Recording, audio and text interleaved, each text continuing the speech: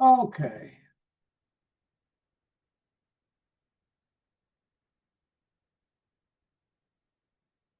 And that's up there.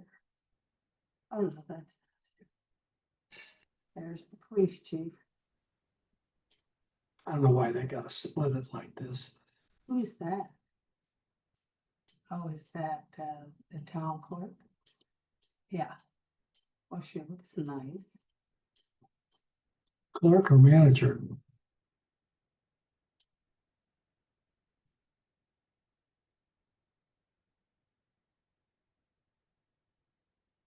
Got the audio on. I don't hear anything. Haven't got any voice.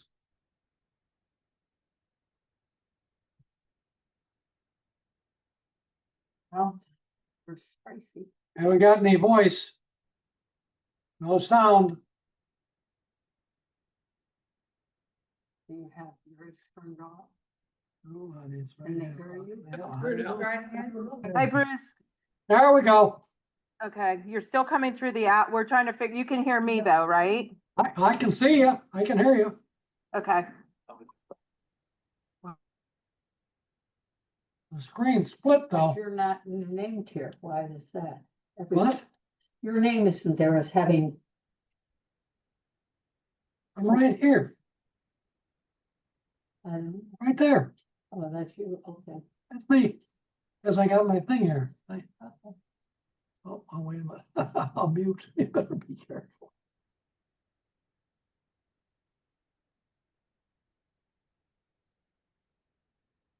Well, why is it not muting? Up to- So, Through the computer? there, and back again and over there and back again, yeah. And, things are going just right. Ed, Mike, somebody can you say something? Hey, Ed or Mike, can you say something through the computer? You're looking good, Tracy. Hello. Oh, thank you.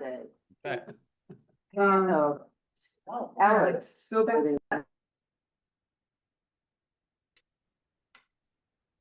Freaking cameras if they can.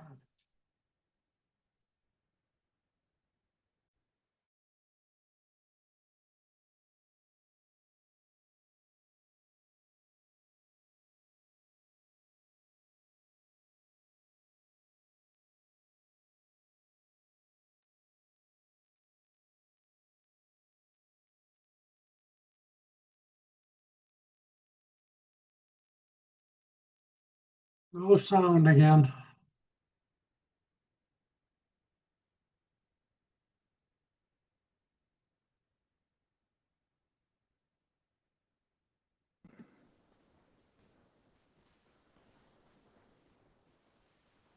Is that name familiar? Yep. What does that mean? Do I hit OK? I don't know. You have to figure out what it means first. Oh, these are just people who are on. So I'm on. So I'm on it already. Right, yeah. No, you're on. You're on, we can hear you. We can hear you. Oh, oh, okay. Oh, and I'm glad I'm not swearing at you. that's Bruce. You're the only person I see. Oh, I'm sorry. Well, hi, I'm here. Should I mute myself now? Yeah, right in the top corner. You know where it is. No, it's down the bottom corner, I think. Yes, it is. But then it jumps to the top corner of your little box. So you are correct. You're muted now. You're muted, Cindy.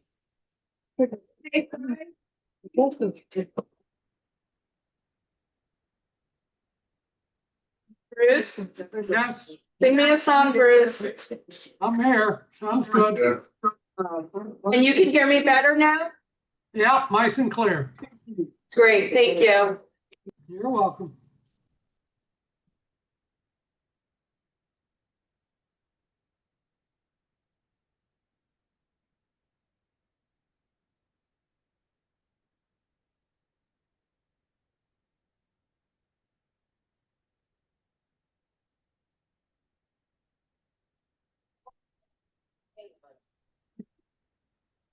Is this better?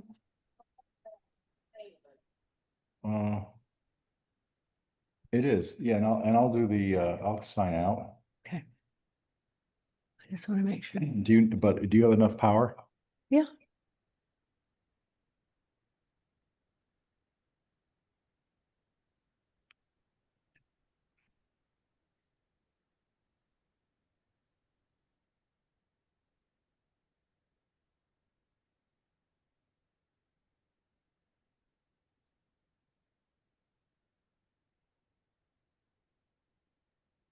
What do you want me to do?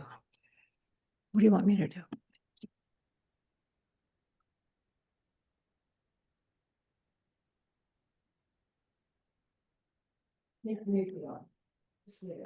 No, you have to be,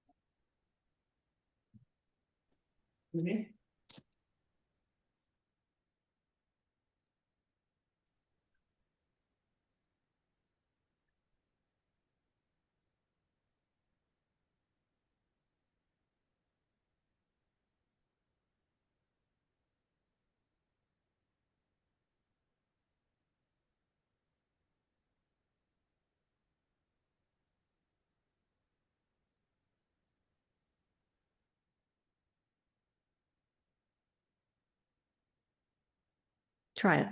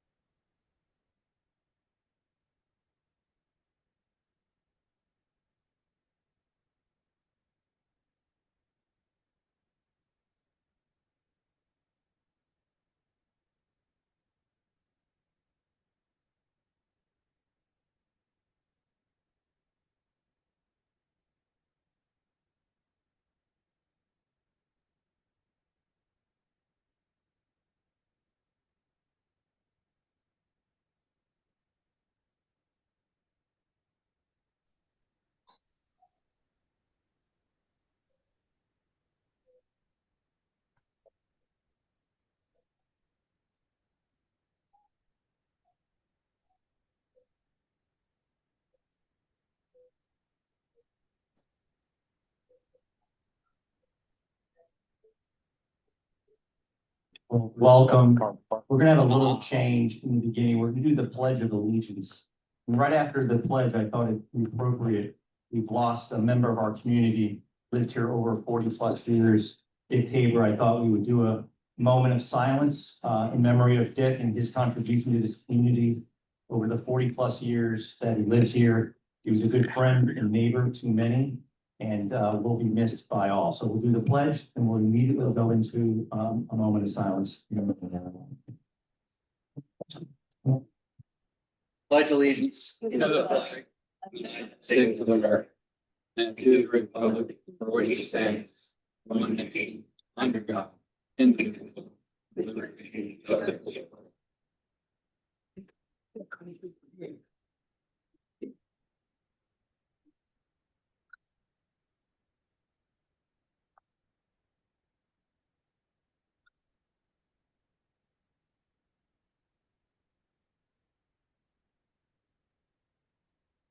Thank you. And I would note in the record, all the commissioners are in attendance as well as the town attorneys. Mayor, if I could ask everyone on the commission to turn on their microphones, we have a sound tech here and part of our issue may be the turning on and off of our microphones, so leave them on for the meeting. All right, well, Heidi, why don't you go ahead and give us the town manager report? Thank you. I've submitted my written report in the backup, just some highlights. We've been working on our budget preparation. We're also taking advantage of the slow season to get a better handle on some town operational matters. So we've been very productive during that time. I've been in touch with some residents, and through the garden club, there's going to be some kind of resident sponsored memorial to Dick Tabor in one of our parks or public areas. I'll be working directly with them. There will be no cost to the town is what I've been told, and it will be come from residents wanting to contribute. And as we have more information, I'll share. On the construction side, we had 3 major home construction projects kick off: 88 Lighthouse, 148 Beacon, and 172 Beacon. We're very fortunate that we've had great communication with the homeowners and the contractors, and everything seems to be going smoothly. They've been very responsive to our concerns and questions. We are in the financials, as you can see in the backup. We are at 75% of the year, trending at 66% of expenses.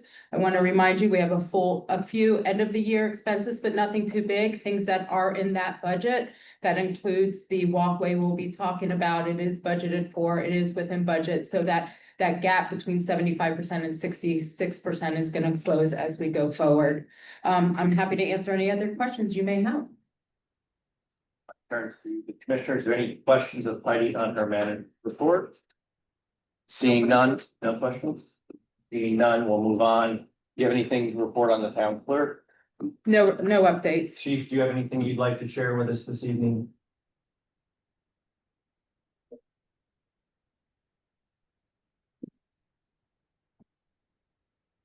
Yes, sir. I just wanted to report that we had 9,487 community patrols during the month of July.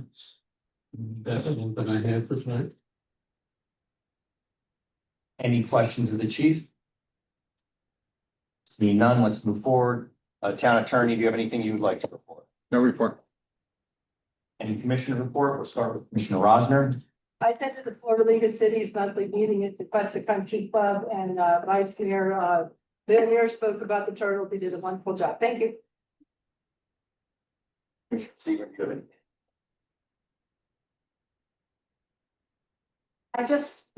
want to make sure that we always act, with constant respect for people.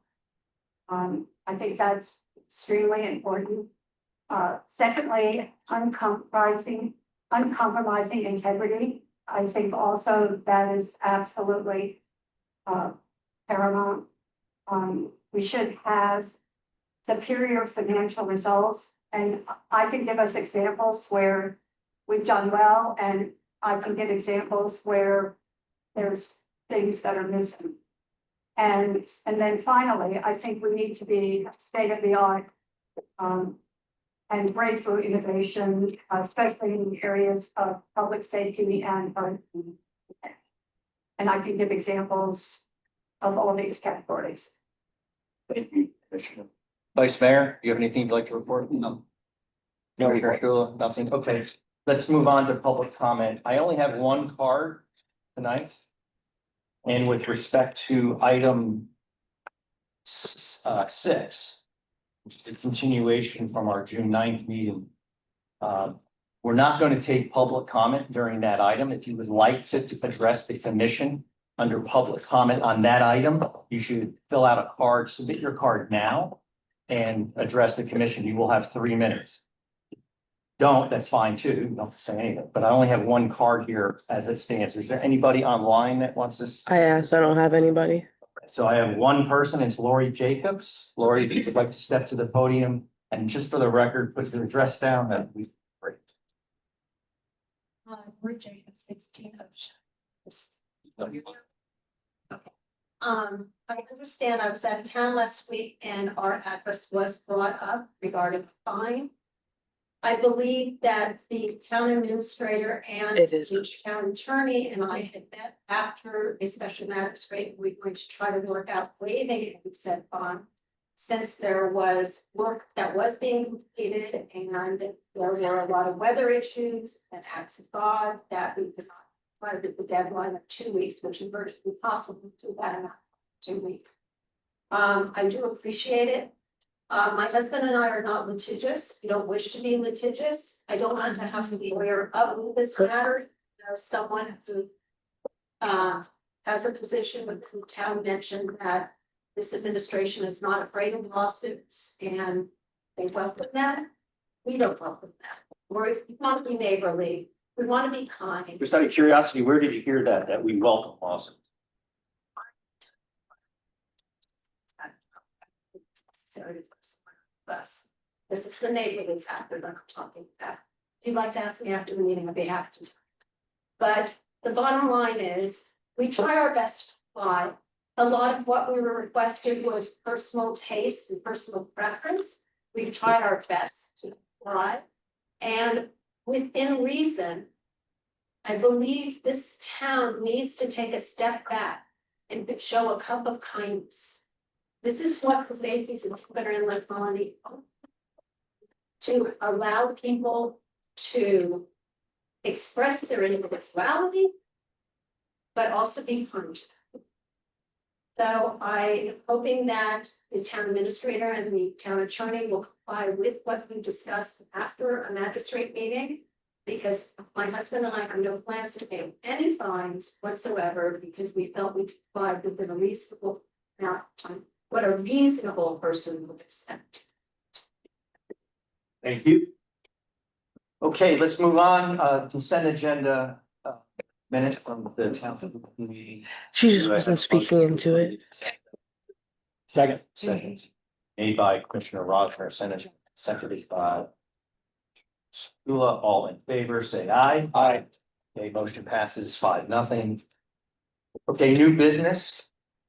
There's a vote to award a coastal seaward dock and boatless contract to construct an observation deck. Town manager, you want to just give a brief overview on what was budgeted, what the bids came in, and whether or not we have the appropriate budget funds for this item? Sure. Thank you, Mayor. We went out to bid on June 23rd, 2005. We had a pre-bid meeting and 3 bids were received. Coast Seawall Dock and Boatless had the lowest bid as well as the most responsive bid package. We budgeted in this year fiscal year budget $150,000. If you recall, we engaged with Kimley Horn for design and bidding assistance for $51,600. That left us with a budget of about $99,000.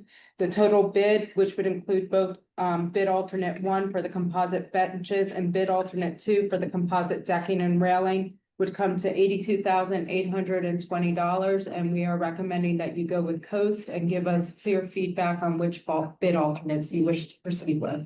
Thank you. Are there any questions of the town manager and in terms of priority or preference given to the type of materials? I think that's what you're looking for. Who would like to start? I think a positive material, but that's what it is. And for composite. Cool. Any for wood? Yeah, I think the wood seems to drive faster, at least for the bench side. And I realize we're not putting benches in at this point in time. You need to match wood benches, and the rest of it we do synthetic and all on the rest of the deck. I think we're talking about, we have to decide on, do we want to have benches now? Yeah, there's a couple of decisions. One, do you want to move forward and award the project? If that's a yes, then we come down to what materials you want to use for some subsequent seating that would be installed, because at the moment, we are only doing the observation deck with no seating. The observation deck, from what I understand, is of composite material. Is that correct? The observation deck is of wood Wood. at 58,000. Okay. To change the observation deck to composite, it would add 15,000. So To add benches at composite, it would be 9,600 additional.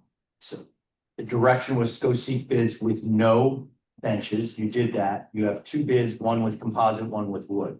So do you want to move forward? Yes. And do you want to move forward with composite or wood for the observation deck at this time? I believe when the folks were here from the engineering firm, I asked the question, is wood longer lasting? And is it less slippery than one of the our residents was talking about the slipperiness of composite, which I haven't noticed, and I walk the walkways almost every day. But anyways, so I would be in favor of, and the answer was that wood would be about the same as far as lasting effect and whatever. So I am in favor of moving forward with wood and benches. Okay. Vice Mayor? Second that. There's two. Karen?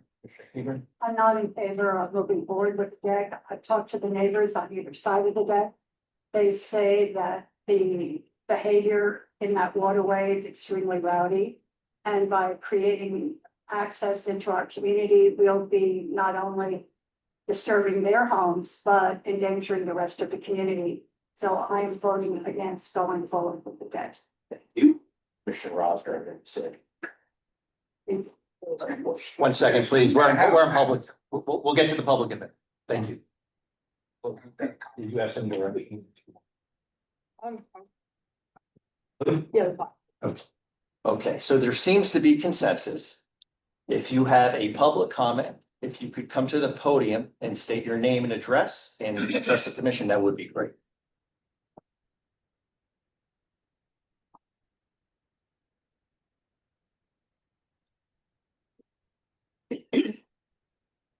I'm Jerry Burt. I live at 105 Lighthouse Drive, which is the house next to the walkway. North or south? North. North.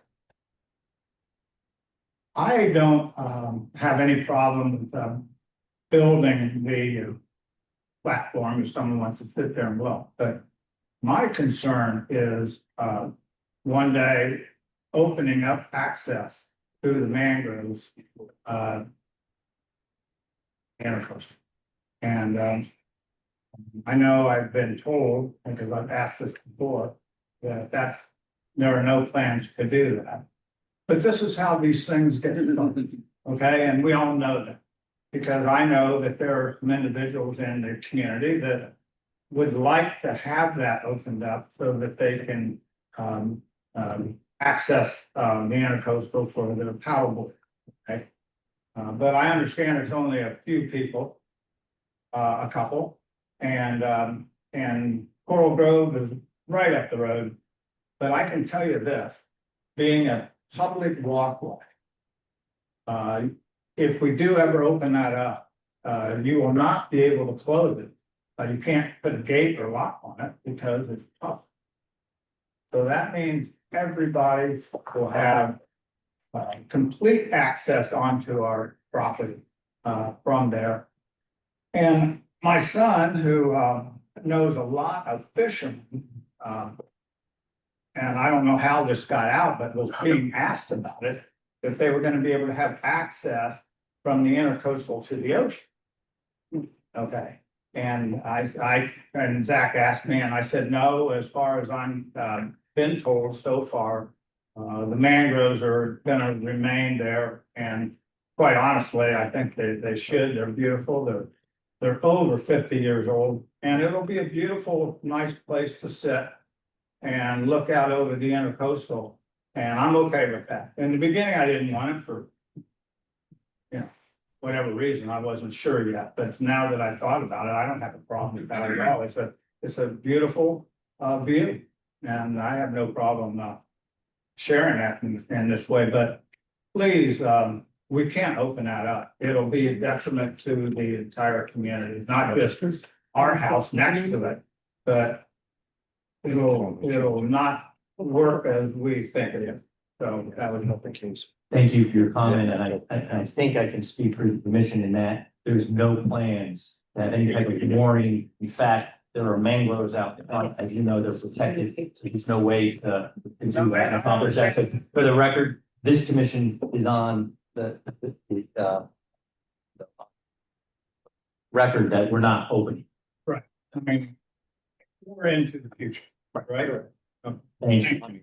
Okay, so I'm looking for someone, do you need some clarification? On the benches, please. On what? Benches. I don't think, Okay. Yes, you want benches? Yes. Okay, you want benches? I believe, if I may, I believe we were talking about portable ones, so that. If I'm correct, Heidi, they were talking about those not gonna be fixed, the benches. I just broke the rule. Yeah, that is the intent that they could be moved. But they'll be secure while they're set up, right? Yes. Okay. Yeah. so I guess I'm looking to. So no, there's no platform, but benches, yes.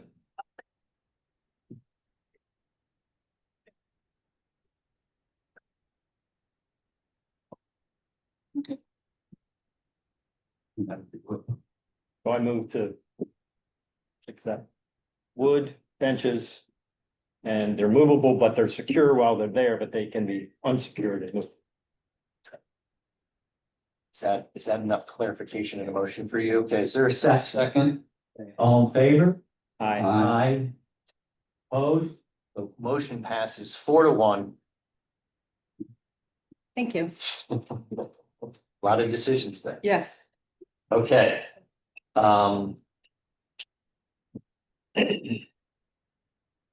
Next item is a vote on the discussion on the town manager annual review and compensation determination. There's one item. Oh, there is, I'm sorry. Oh, we can come back to that. No. All right. Actually, the other item is vote for additional cost of services for our rigs and Ingram related to financial statements and audit. There was an increase in fees because of some additional work that was required on their behalf. There'll be some continued increase as we go through this year, as they have taken on a greater scope of services. And the change to their contract, I believe, is $19,000. So we're seeking a vote or a motion to approve the authorization of the town manager to pay CRI an additional $19,000 for services rendered for really last year. It was related to last year's audit, the way the books were turned over to us by the previous financial consultant. They were not in good enough shape. They thought they would just be handing off documents, but they actually had to do the end of the year bookkeeping in order for us to meet the June 30th deadline. So looking for a motion for an authorization of additional $19,000 payable to CRI.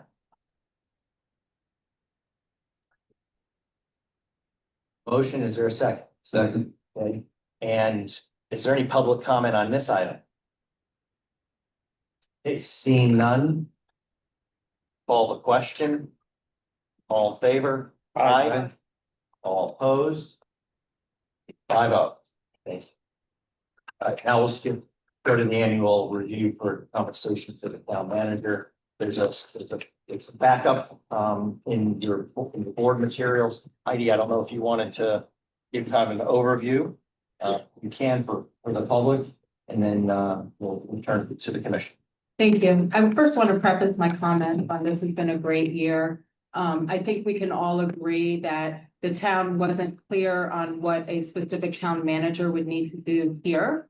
And I definitely came in feet first, ready to get to work, but some of the things that were uncovered and I had to address from staffing and other issues, I think we were all surprised by them. I saw a great quote this weekend. It said, "Good leaders fix problems, great leaders fix what caused them."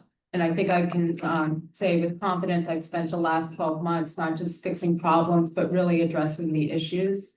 I look forward to going into this coming year as a less reactive form of governance and a more proactive professional form of governance. And I appreciate your support along the way with that.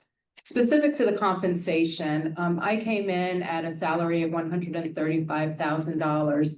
My contract did not allow me to receive the cost of living adjustment that was given to all employees. When that happened, there was a salary compression, which means that an employee within the town was then making, that reports to me, was then making more money than I was. You can't really have that in an organization. I also came in, as we mentioned, I'm wearing a lot more hats than we thought and rebuilding the governance from the ground up. My contract does say that I can get an increase up to 0.005 of the general fund budget. Our general fund budget is $4,300,000 and some change. This year, 0.005 of that is 21,503.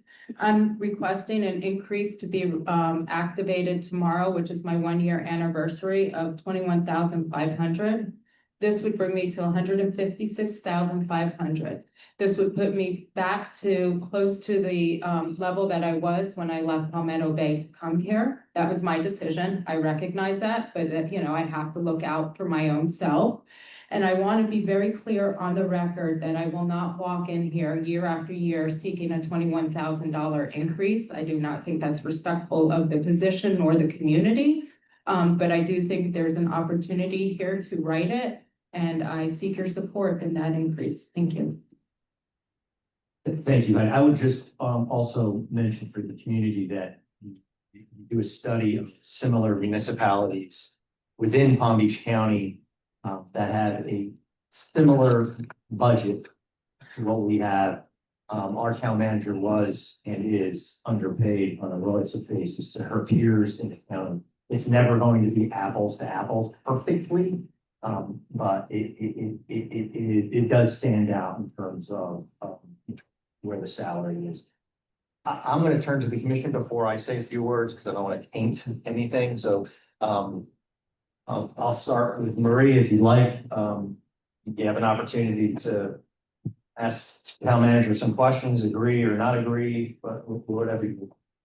I just have a question that in your contract under section 5 under compensation under letter B says that beginning October 1, 2025 and fixture thereafter, the town employees receive an across the board pay increase, and Siegel shall receive pay increase in the same percentage amount at the same time given to town employees. So in other words, so when our budget comes out, we have budgeted for the police to have a 6% increase. Does that mean that you will get an additional 6% too? The 6% that was discussed at the budget workshop is actually a compensation study. What was presented at the budget workshop was a 5% increase for town administration employees and the police chief, the ones that will not be getting the salary adjustment as well. So yes, I would get whatever the cost of living allowance is set on October 1st, which is not today. I would also get that for my contract. No, that's all. Thank you. I just want to say that we're giving the leadership a 15.5% increase. I think we should also be giving that increase to our police. If you take a study of the level of our police compensation to bring them up to market with the 16% increase, and they were voted as having a 5%.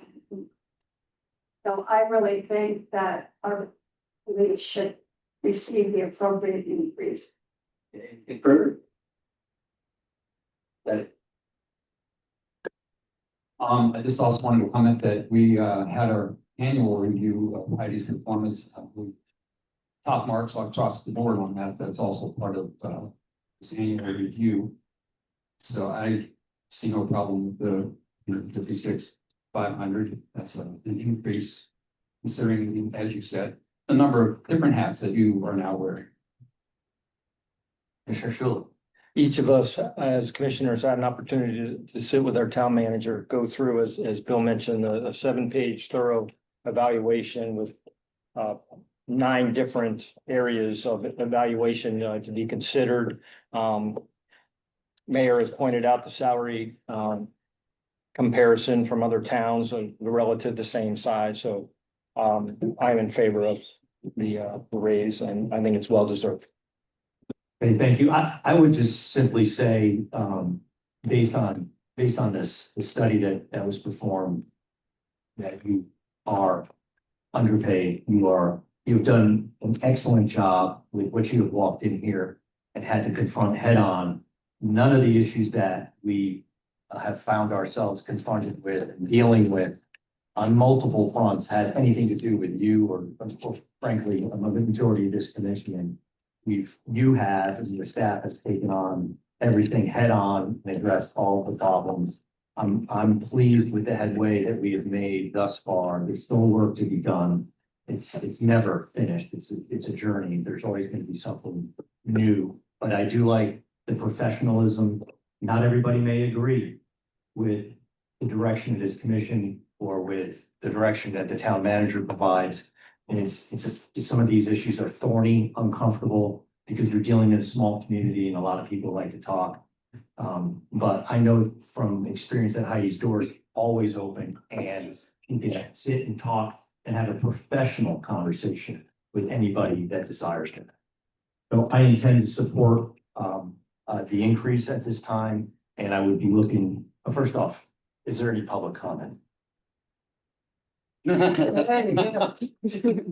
Seeing no public comment, I'll turn to the commission for a motion. I'll make a motion to approve the contract. Second. Okay, For the 156,500. thank you. Okay, all in favor? Aye. Aye. Motion passes unanimously. Congratulations. Thank you. Thank you.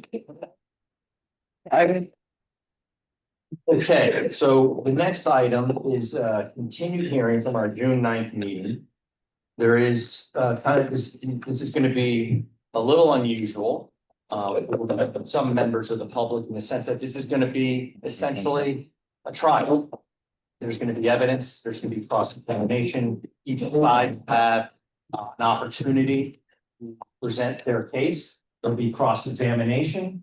It may not be as exciting as a Law and Order episode, but it's a little bit unusual from what our traditional council mission. So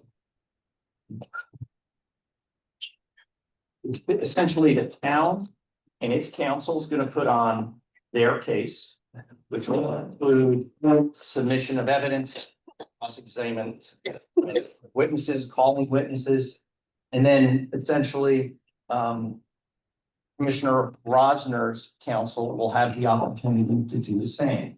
At the end of the case, at the end of their presentation of the cases, they'll have 5 or 10 minutes to present closing arguments. And then we'll go ahead and we'll go ahead and deliver it. And then at the end, there will be a vote. And we'll see it live tonight. No, I don't So, know what to show yet. What am I supposed would to? you like to lead off, or I didn't did I put misstate No, anything? you perfectly summarized the proceeding. So at this point, I would imagine that the town can move forward and put on their case. Excellent. The floor is yours. Good evening. My name is Cynthia Angelos. I'm an attorney with the law firm of Bartlett Loeb, Thompson and Angelos. I have with me my partner Nicholas Giesler. we need you to indulge us because we knew that there was a screen that we could present some documents on in a PowerPoint, but we didn't realize it was behind you. So I've spoken with the boss back here, and he said he would assist you if we could move the tables a little bit so that you can see the whole, and again, our. Or we could move the chairs and go to that. Yeah, thank you.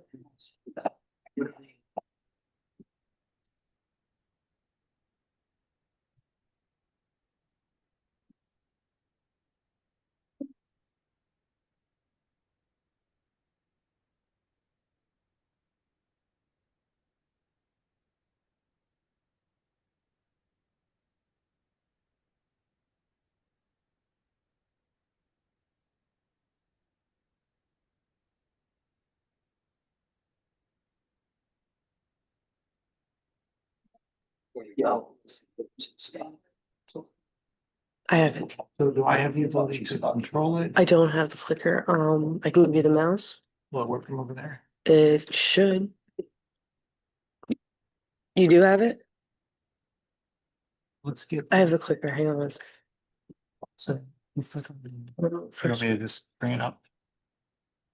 Where's it? They can go both.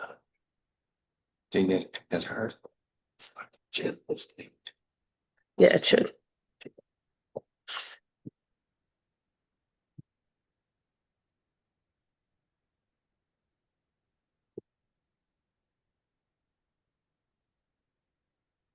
I think. Oh, it's got an on button on it. You gotta put it. Let me see.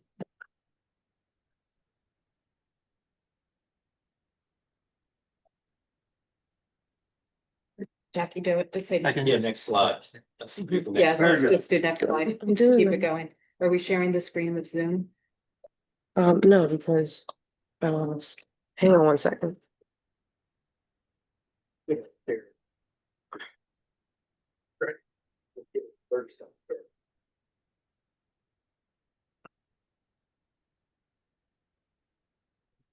Yes.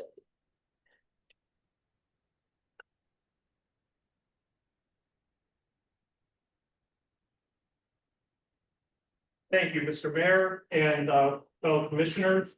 My name is Nicholas Giesler. I'm an attorney with Bartlett, Lowe, Hines, Thompson, and Angelos. I'm here with Cynthia Angelos on behalf of the town of Jupiter Inlet Colony.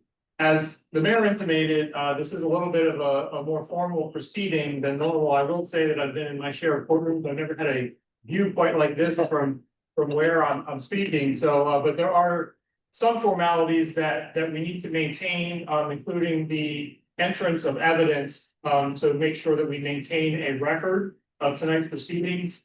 So we will do that as we call up witnesses, and then we will be a little more formal than you're probably used to seeing in a commission meeting. But at the outset, before we start presenting evidence, I do want to lay the groundwork for the town's case and what brought us here today. From the outset of this proceeding, Commissioner Rosner, through her counsel, have attempted to frankly sow seeds of doubt in the legitimacy of tonight's proceeding. And that seems to be a purposeful strategy, and it has been met with some success. It resulted in the continuation of the proceedings to tonight's hearing. We were fortunate that we got the opinion of Special Magistrate Glenn Torcivia prior to tonight's hearing, which did support the legitimacy of this proceeding, supports the decision of the town commission tonight to determine whether or not Commissioner Rosner forfeited her seat as outlined in both the former charter established in 1959 and the new and current charter, which was enacted in 2024.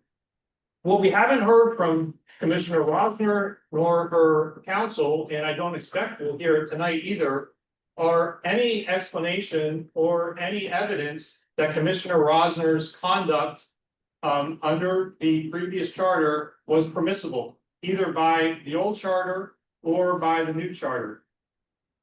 And frankly, it makes sense why we haven't heard that argument, because it's an indefensible position. What we'll show tonight is that Commissioner Rosner's conduct in applying for and accepting employee insurance benefits was prohibited under both charters, prohibited under the old charter, prohibited under the new charter, and prohibited under the Palm Beach County Code of Ethics. So there are some undisputed facts which really can't be contended or can't be taken issue with tonight. And if you'll go to the next slide, I'll run through some of those facts. Go ahead. Town's original charter, enacted in 1959 and in effect for over 65 years, clearly prohibits elected officials, the five of you sitting here tonight, from receiving compensation. I'm sure everybody knows this, all the citizens know it, you guys know it because you don't get a paycheck every 2 weeks. Go to the next bullet point. The newly enacted charter in 2024 continues this prohibition against compensation. Both charters are eminently clear and nobody could argue otherwise that the charter expressly prohibits commissioners from receiving compensation. The town's original charter, the 1959 charter, also allows for a procedure for the removal of a commissioner by the town's commission. That's what we're here tonight. And if you go to the next bullet point, that the new charter continues almost the very same procedure, outlining a hearing, a semi-formal quasi-judicial hearing that we're here tonight to determine whether Commissioner Rosner has forfeited her seat as a commissioner of the town of Jupiter Inland Colony. Next. And both charters are very clear that the sole decider, the sole fact finder under both charters in this proceeding is the town commission. You guys have the full authority to weigh the evidence, to look at the standard of conduct, the standard for forfeiture and removal, and make a decision at the end of this hearing tonight.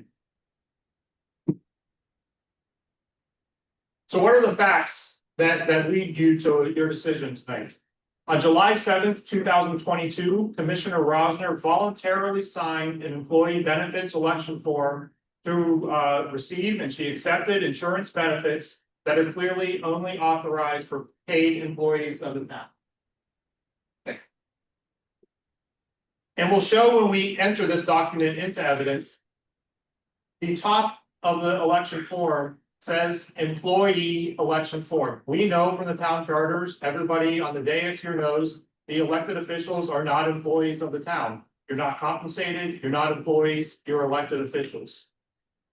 A second form asks to state the name of the employee, and the employee name is filled out as Marie Rosner, and Commissioner Rosner signed that form knowing full well that she was not an employee of the town of Jupiter Inland Colony.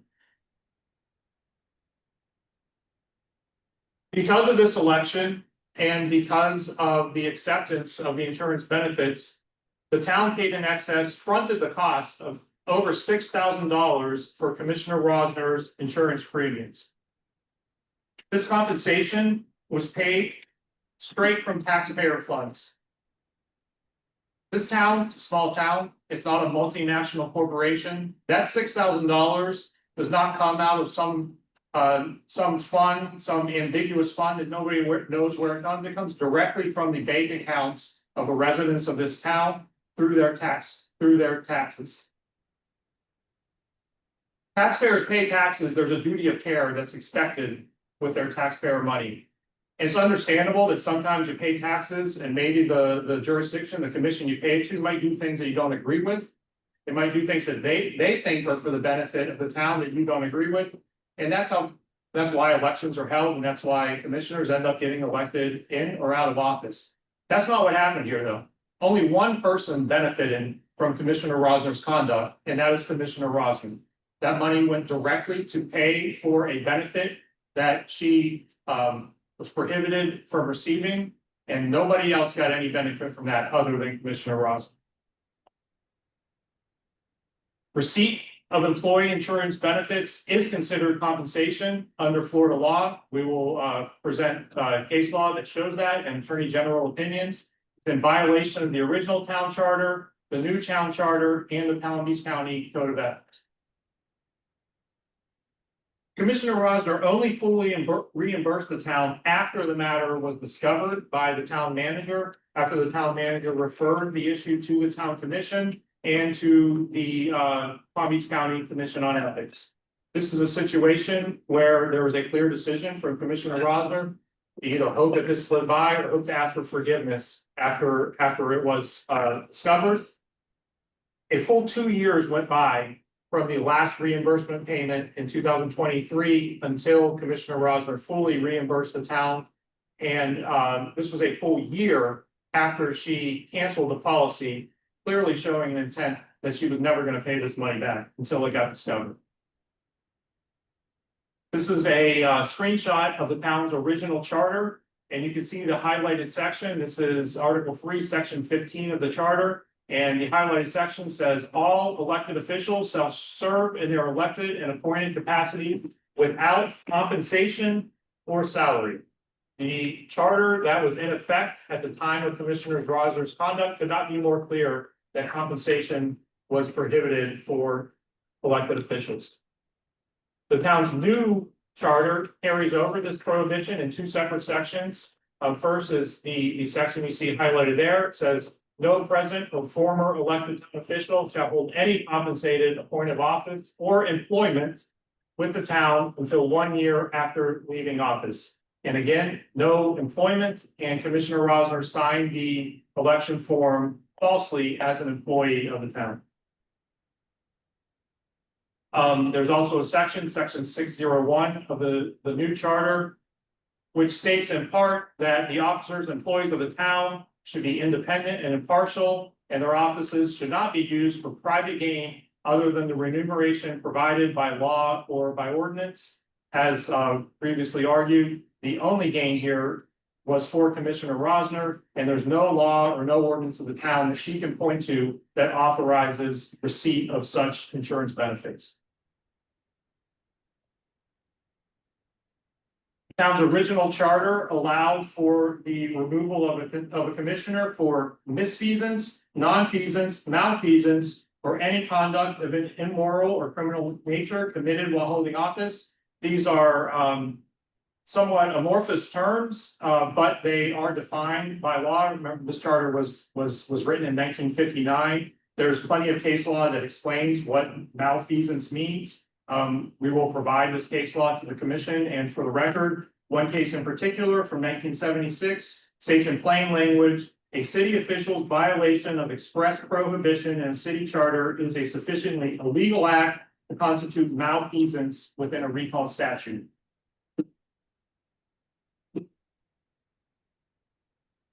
The new charter updates some of the language, but carries substantively the same standard.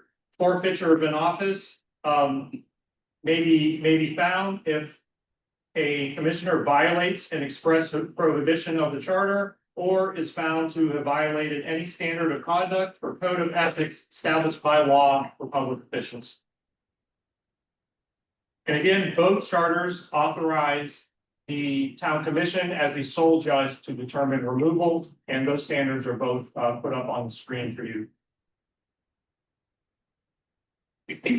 So this is the form, which we will enter into evidence. As stated previously, you'll see the first highlight at the top. It says Town of Jupiter Inland Colony Optional Employee Benefits Election Form. If you go down below the first paragraph, it says Employee Name, Commissioner Marie Rosner. That's an impossibility right there. And not have an employee who is a commissioner. But that is still filled out and signed by Commissioner Rosner. And it again states Commissioner Marie Rosner in the section that is made for full-time paid employees of the town. There's a ledger of the payments that were made by the town, totaling $6,017.90 of taxpayer money that was fronted by the town, and we believe was never intended to be fully reimbursed by Commissioner Rosner. And these were all made on behalf of the falsely attributed employee election form. Now, a potential question can be, well, are insurance benefits considered compensation under Florida law? The Florida Attorney General offers advisory opinions and has dealt with this many, many times over the course of several decades. And there's also Florida case law, and we will provide all of that to you in your packets. And it says in part, compensation is commonly understood to mean payment or remuneration. And very plainly, as plain as you can state it, the bottom of this opinions, and this is straight from the Attorney General of the state of Florida, that I am of the view that under Florida law, the term compensation generally includes benefits such as medical insurance provided to an officer and employee. Commissioner Rosner, in addition to violating the charters, also violated the Palm Beach County Code of Ethics, which is incorporated by reference into the 2024 charter. And there's two specific provisions of the Code of Ethics. Section 2-443A is titled Misuse of Public Office or Employment. It states in part, an official or employee shall not use his or her official position in a manner in which he or she knows or should know with the exercise of reasonable care will result in a special financial benefit, the very type of individual benefit that Commissioner Rosner received. One section down, section 2-443B is corrupt misuse of an official position. It states an official or employee shall not use or attempt to use his or her official position or office to corruptly secure or attempt to secure a special privilege, benefit, or exemption for himself, herself, or others. Now, as previously stated, this Code of Ethics is expressly incorporated into the town charter, and this is section 6.01, and you can see it on the screen for reference.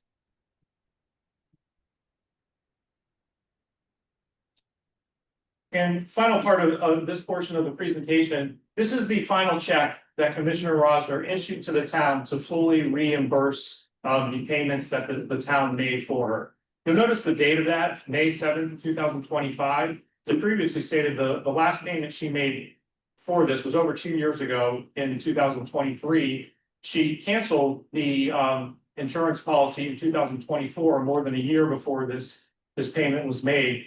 And the payment was only made after the town manager discovered on a ledger that this insurance policy was issued, was accepted, and the payments were being made. Nobody from the public, none of the other commissioners, none of the other staff had any clue that Commissioner Rosner had elected to accept these benefits, and the town was paying it on her behalf.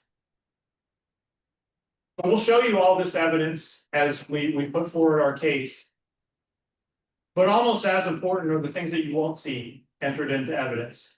You won't see any communication between Commissioner Rosner and the town attorney asking or inquiring from Commissioner Rosner if these benefits were acceptable for a town commissioner to apply for and receive. You won't see any inquiry from Commissioner Rosner to the Ethics Commission to determine whether she was violating the Palm Beach County Code of Ethics. You won't see any comments at a public hearing from her or any other commissioners telling the public that she was going to apply for and accept insurance benefits. And you won't see any communication with the insurance company from Commissioner Rosner to make sure that these payments were being made, to make the payments on her behalf.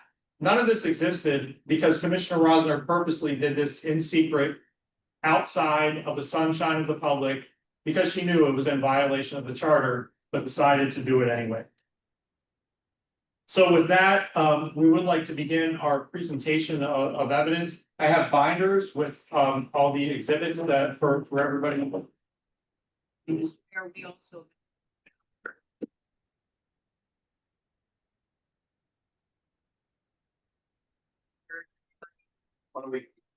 don't we swear everybody in that wants to do it?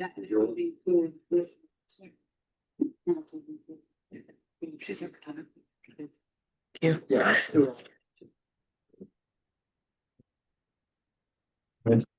Okay, anyone who's gonna testify tonight, anyone who plans on testifying tonight, Take them. please raise your right hand. And say, swear or affirm that any testimony that you're gonna give this evening is the truth, the whole truth, and nothing but the truth.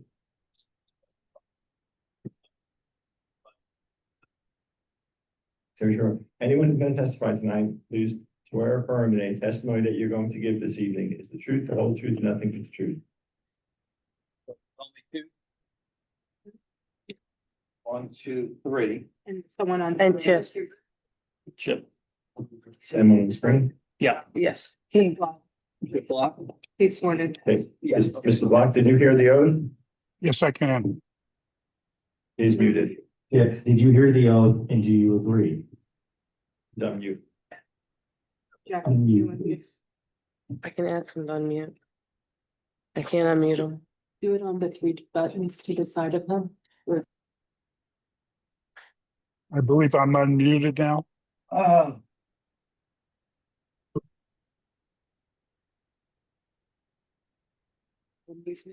No. Chip, it's Am I on your on? end. You put your volume up. I'm unmuted.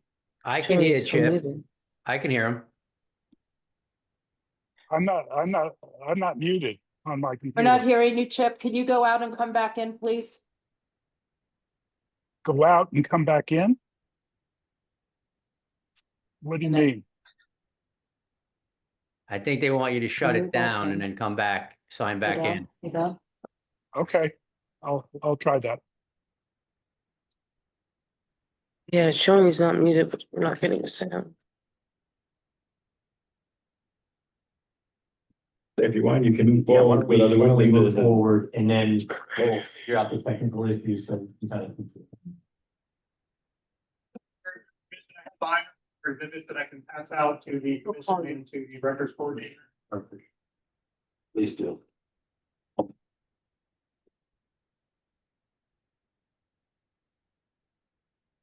Do you to? Who's calling?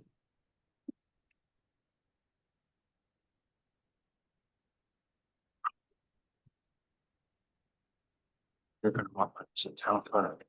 You don't have to do anything. I'll just say thanks. I'll look bigger.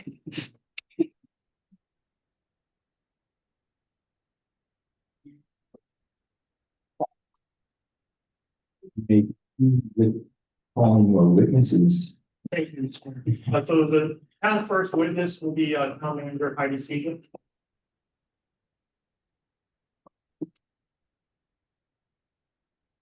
Ms. Siegel, can you state and spell your name for the record? Heidi Siegel, HEIDISIEGEL.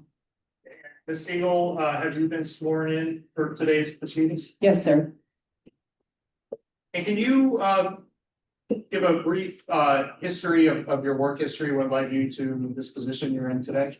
Sure. I have over 25 years of local government and tribal government experience. Of that, the last 20 years, I've been in some kind of management or leadership role. I've served as development director for numerous cities as well as a tribal government, and I've served as a municipal manager for the Jupiter Inlet Colony as well as a municipality in Miami-Dade County.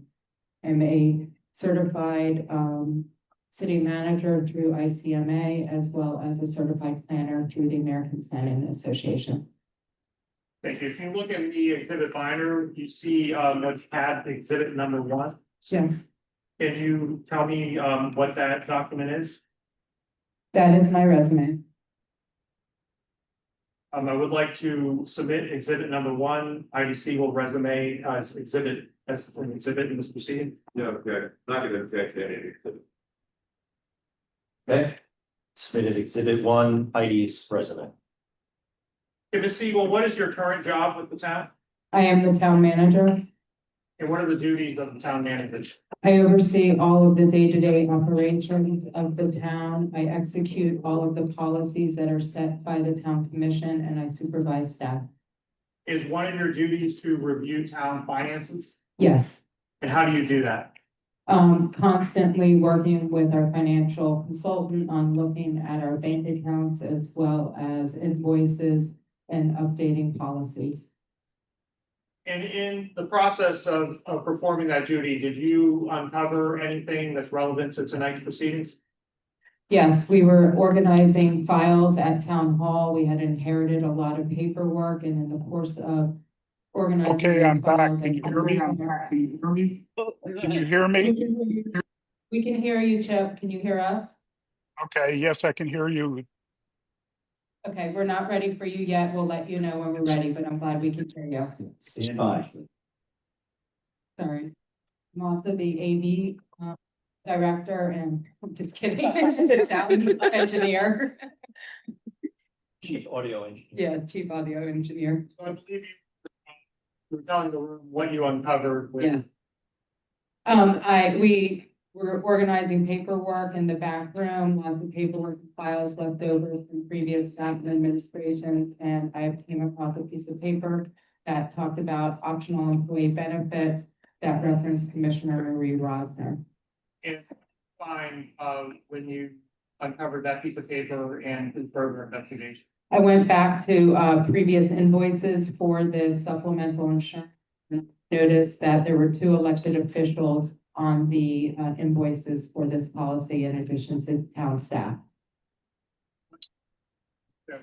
The invoices showed a breakdown of the policies that were written to each individual. Yeah, let's the flip to the definer. You recognize this document? Yes, this is the document I found.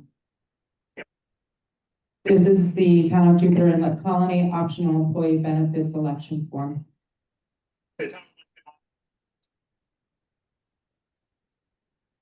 Accepted.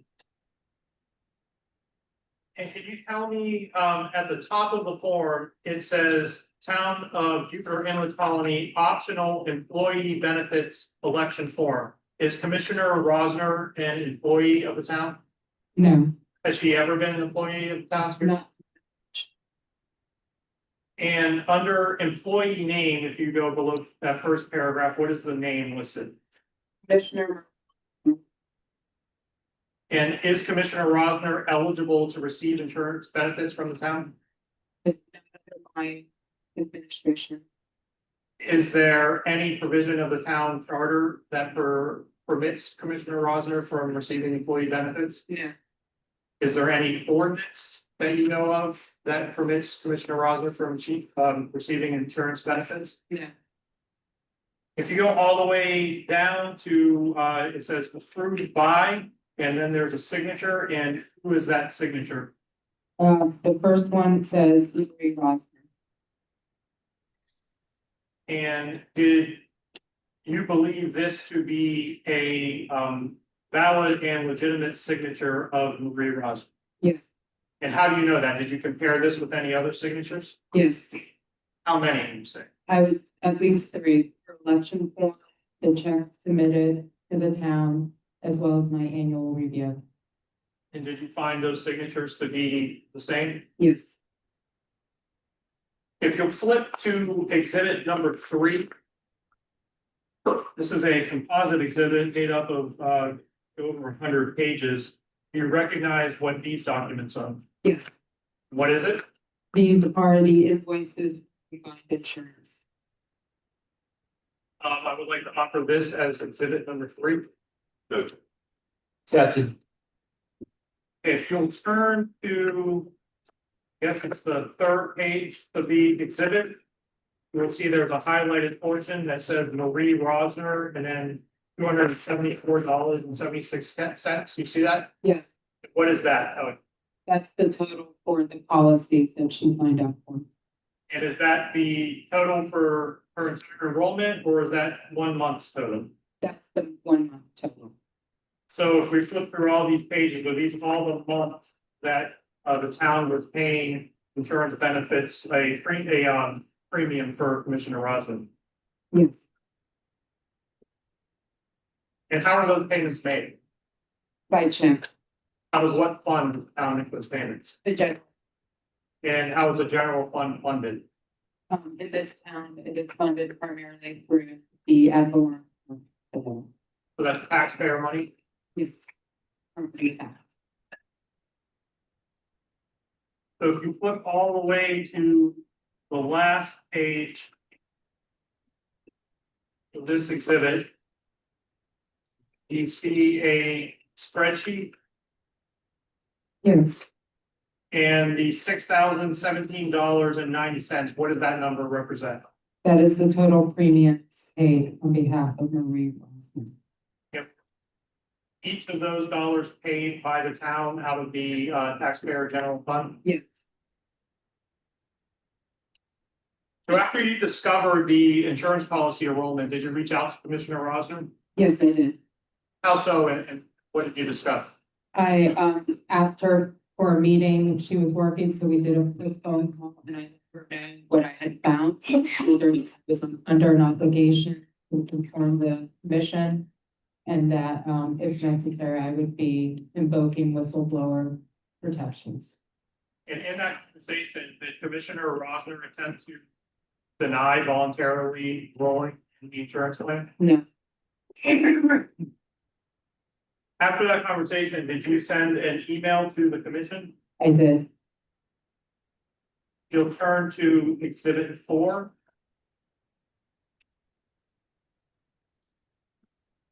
Is this a copy of the email that you sent to the commission on April 10th, 2025? Yes. I would like to enter this as exhibit 4. Okay. That's it. And what does this, can you summarize this email? This email summarized my findings and what I found, and then what I understood to be the town charter at the time that this took place, and that I was happy to speak to the commission, and that I let them know I had already informed Commissioner Rosner. And was Commissioner Rosner included as the recipient of this email? Yes, generally I joint copy all commissioners.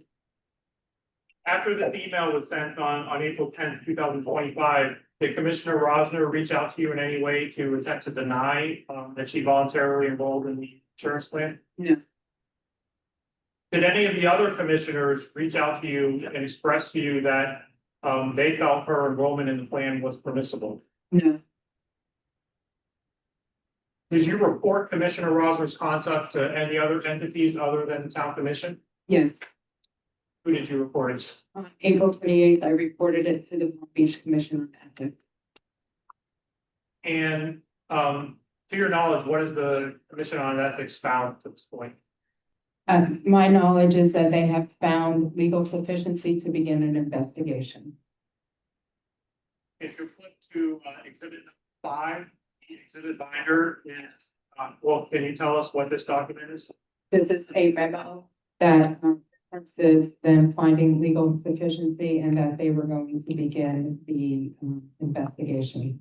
Just for clarity, you say that, who's that? I'm sorry, the Palm Beach County Commission on Ethics. The town would like to enter this as exhibit number 5. Okay. Accepted. Was Commissioner Rosner's conduct reported to any other entity? Yes, I reached out to the Office of Inspector General on May 6th. I'm sorry, on May 14th to ask if this was something that I should be forwarding to them.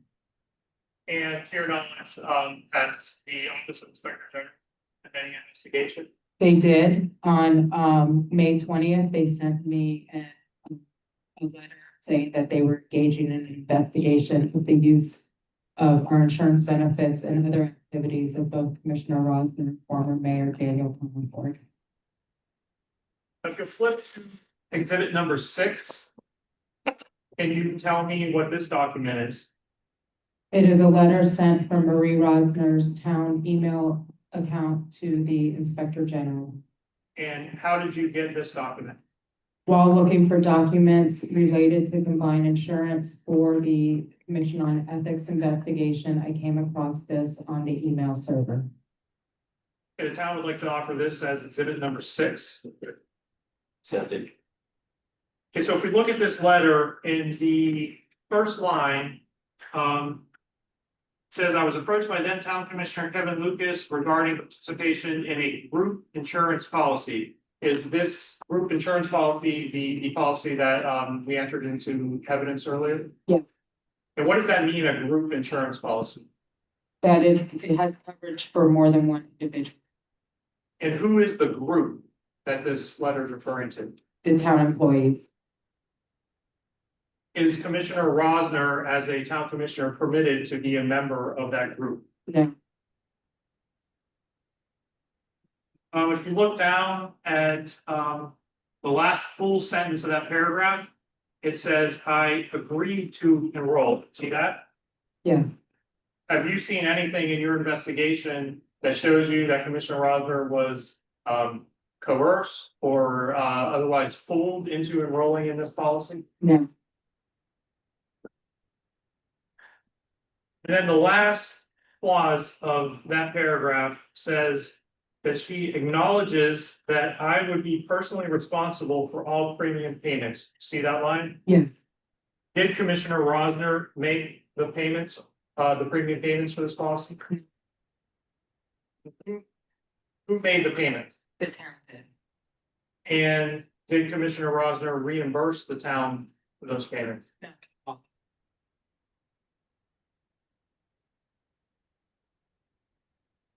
If you go to exhibit number 7. And the second page of that exhibit, see the copy of a check? Yes. What is this check? This is the check that Commissioner Wilson brought to town hall for the balance of the money paid on her behalf. The town would like to offer this as exhibit number 7. Okay. 7. What's the date of this check? May 7th, 2025. Is this after you uncovered the insurance scheme and referred it to the town commission and the commission on ethics? Yes. Do you know how much time has lapsed between this payment and her last payment? I believe 2 years. And in the interim of those 2 years, did the town make all of her premium payments? Yes.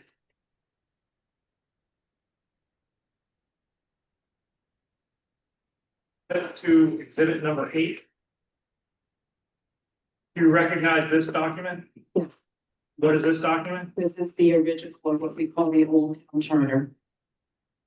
I'd like to offer exhibit number 8 into evidence. 70. If you can flip a few pages. To page 8. Yeah. I'm looking at the top of page 8, it starts actually on page 7 of the Article 3, section 15. You see that section? Yeah. And was this charter in effect during Commissioner Rosner's time? Yes. Can you read the last clause of Article 3, section 15, that line that starts with but all? But all elected officials shall serve in their elected and appointed capacities without compensation or salary. Does the town consider insurance benefits compensation? Yes. If you can flip back a page. Section 14. You see section 14, subsection A. Yes. I'm reading that it says any member of a commission of the said municipality may be removed from office and deprived the right to serve as such official for misfeasance, nonfeasance, malfeasance, or any conduct of an immoral or criminal nature committed while holding office. Do you see that section? Yes. As town manager, did you feel that Commissioner Rosner's conduct met the standard for malfeasance? Yes. Did you feel that Commissioner Rosner's conduct met the standard to be referred to the commission for them to hold a hearing and determine whether she should be removed from office? Yes. Did Commissioner Rosner's conduct violate any express provision of the old charter? Yes.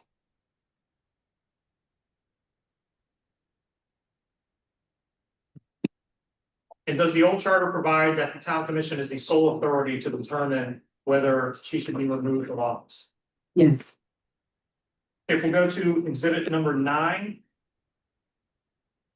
We recognize this document. Yes. Can you tell me what this is? This is the current charter, or what we refer to as the new charter. I'd like to offer exhibit number 9 into evidence. Accepted. Okay, I'd like to flip to section 202.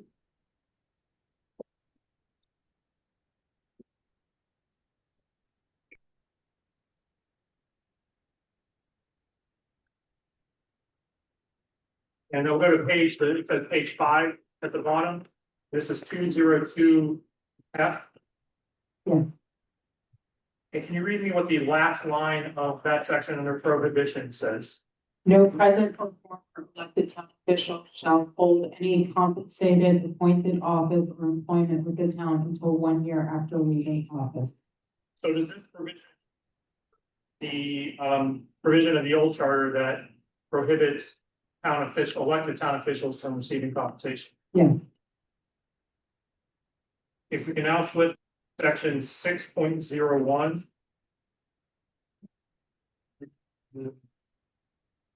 Page 13. Actually starts at the bottom of page 12. So if you look at the bottom of page 12, and if you start with their offices, can you read me what that line says? Their offices not to be used for private gain or other than the remuneration provided by law or by ordinance. Are there any laws or ordinances of the town of Juneau Inlet Colony that allow for compensation of an elected official? No.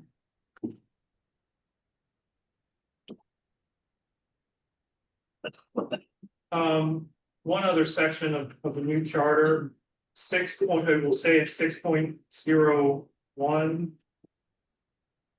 And the last line says, all town officers and employees shall adhere to the standards of conduct as provided in part 3 of chapter 112 Florida statutes as amended and the Palm Beach County Code of Ethics as amended.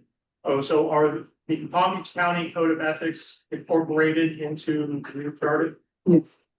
Are all elected town officials required to comply with the standards of conduct under the Palm Beach County Code of Ethics? Yes. If you flip to exhibit number 10. You recognize this document? Yes. Can you tell me what it is? It's the Palm Beach County Code. Like this exhibit number 10. You'll turn to page 4, section 2-443, subsection A. You see that section? Yes. Can you read the first paragraph? Misuse of public office or employment. An official or employee shall not use his or her official position or office or take or fail to take any action or influence others to take or fail to take any action or attempt to do any of these things in a manner which he or she knows or should know with the exercise of reasonable care will result in a special financial benefit, not shared similar situated members of the general public for any of the following persons or entities.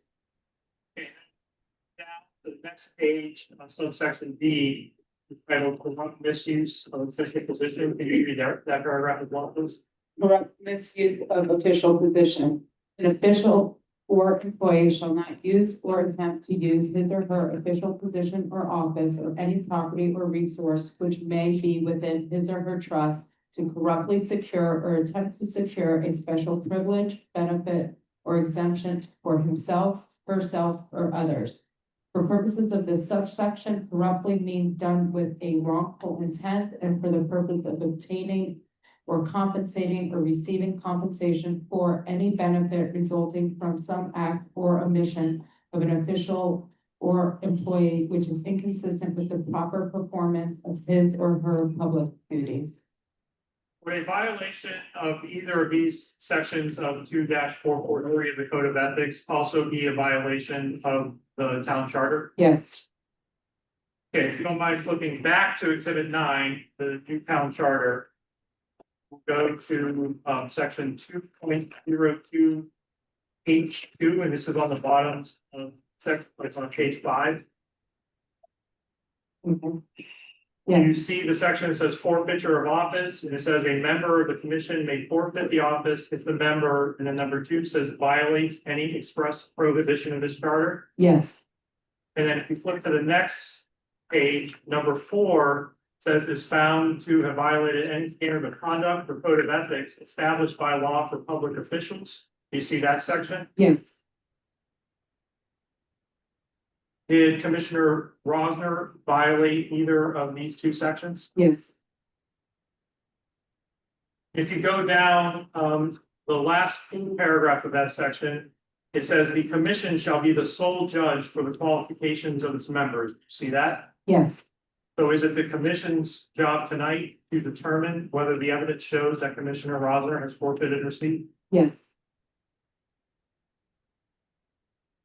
Do any of the provisions we reviewed of the old charter or the new charter authorize a commissioner to accept employee insurance benefits? No.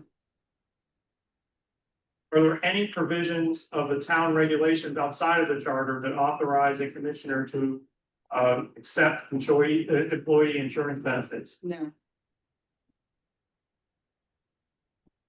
And now I'd like to turn to Exhibit 11. Have you seen this document? Yes. Can you tell me what it is? It is an order from the circuit court denying request for an emergency motion and temporary injunction. I would like to offer this as exhibit number 11. Council, no objection. Seven.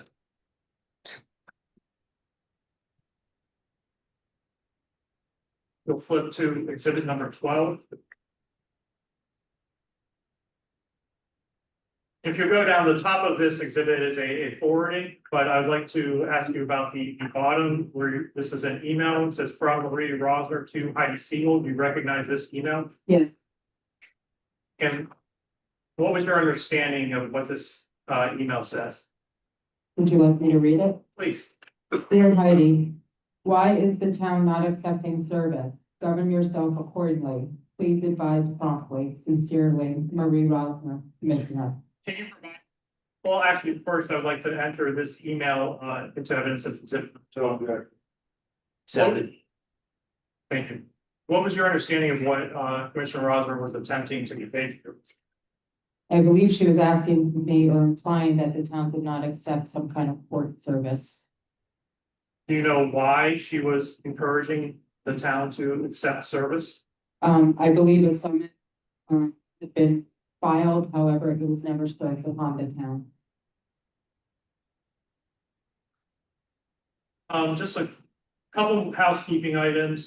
Exhibit number 13. You mentioned earlier that you compared Commissioner Rosner's signature on the employee election form with other signatures. Are these the documents that you use for comparison?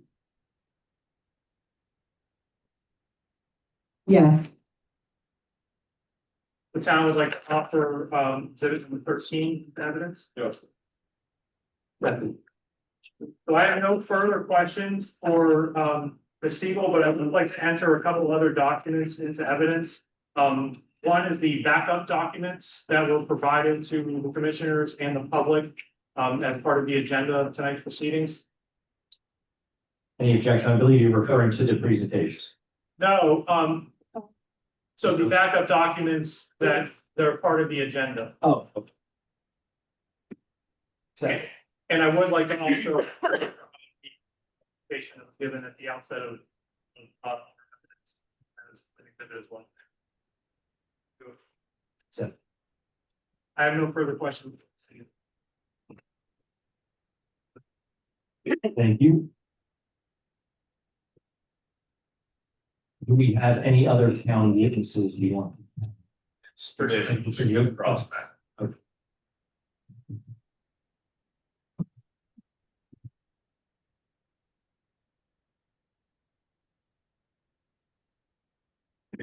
What do you think? First and foremost, under your understanding, which is the charter that applies in this case? Which charter governs her behavior in this proceeding? Objection.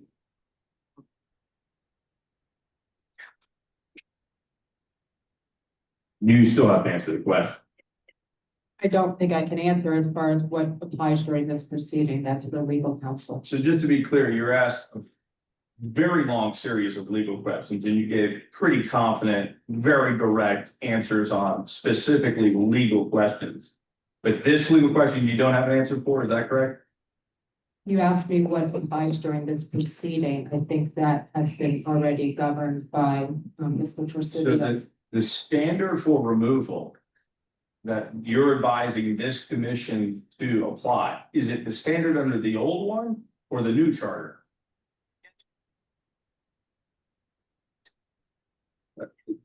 And as a direct refutation of that, I'm not asking your legal opinion, I'm asking which one you're literally telling the commission to apply. As the town manager, it is not my position to give legal advice. So you've spoken to the attorneys about the lawsuit that was filed in this case, correct? Yes, Okay. Did they tell you the communication that was given to the city to accept service or asking the city to waive service? Did you give an answer to that?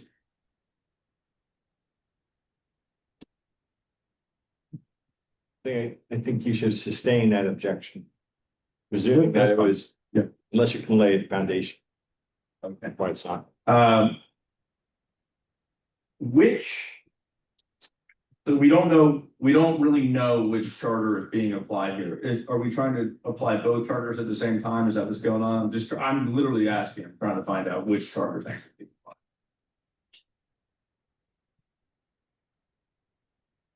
Right. So, and are you familiar with the fact that there is a lawsuit concerning the interpretation of the charter related to this event? I'm familiar that there's a lawsuit. How many insurance policies does the town have? I believe 6, What are them? cybersecurity, workman's comp, auto. They're just the standard ones. We call it errors and omissions. I know they call it something else. I'm old school. 6 policies. General liability. Do all 6 policies confer a benefit or some form of indemnity on the actual commissioners of the town? I don't have the policies in front of me.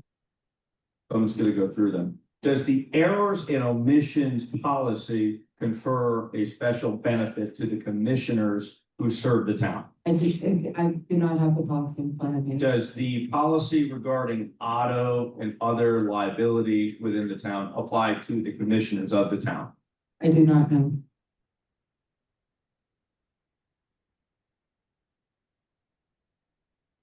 Would you assume that it obviously does? The What auto, I you would said not before. assume that. We do not provide vehicle to commissioners.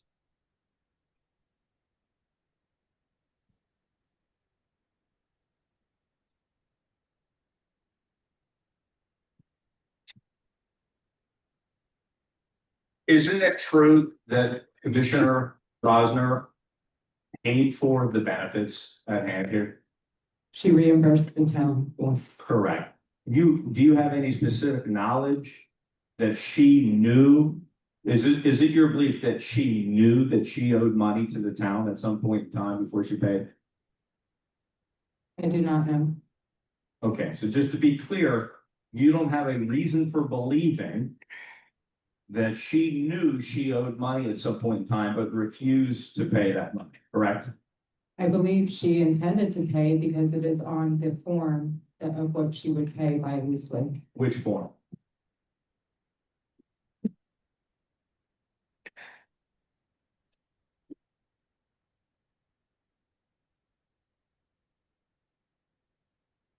A colony optional employee benefits election form.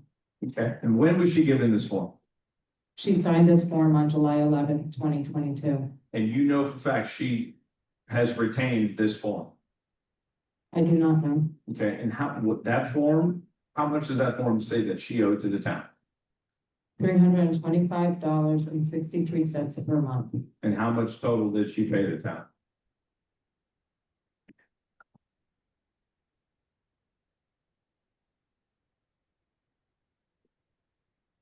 $6,017.90.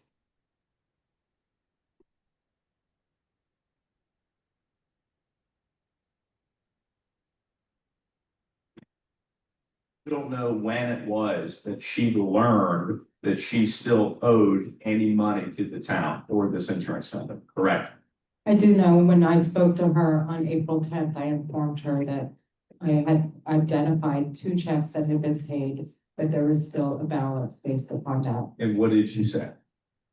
She said she would pay it back. Okay. Did she say that she knew that those outstanding forms existed? I do not recall.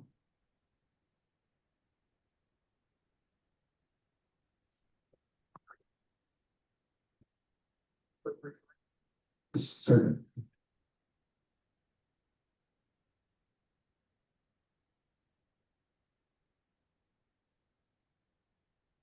Ms. Siegel, did Commissioner Rosner make payments each month towards her insurance premium? No, Is that your understanding of typically how premiums are paid, that they were paid by the beneficiary each month? yes, Any other elected officials privy to the benefit that Commissioner Rosner received by accepting an insurance policy that the town would fund the payments for? there was one other elected official that did that.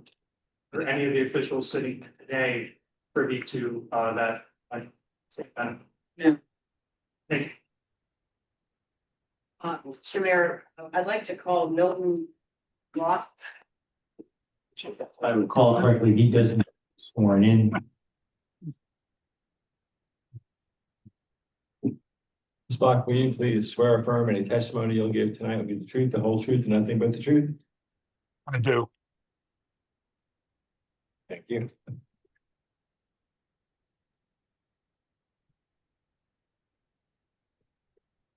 Good evening, Mr. Block. Nick, Could you state your full name, please? I'm having a little trouble hearing you. What was that?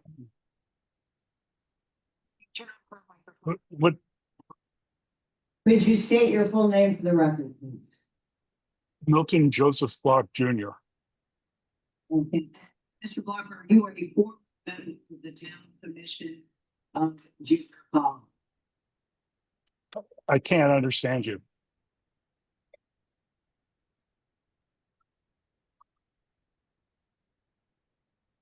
Say it, I can't hear you. I could not understand you. Okay, we're working on it. Can you hear me better now? I could understand your partner, but I can't understand you. Try it now. Yes, How is that? Can you hear me now, sir? yes, I can. Yes, I can. Okay, thank you very much. Are you a former member of the town commission of Jupiter Inlet Colony?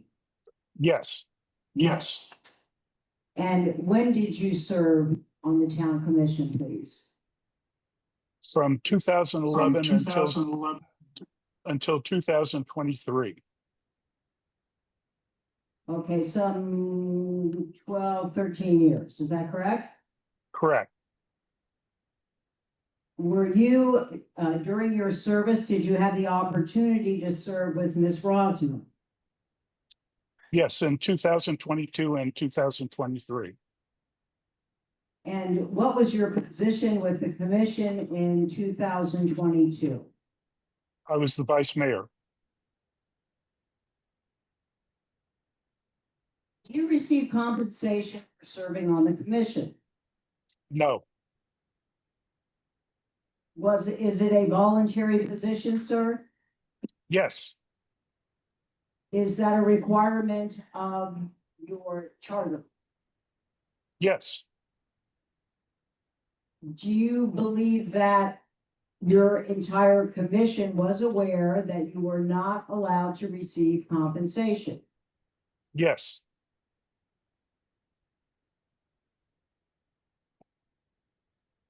Who sat on the commission at the time that you served in 2022 with Ms. Rosner? Mayor Comerford, myself, Commissioner Busto, Commissioner Hines, and Commissioner Rosner.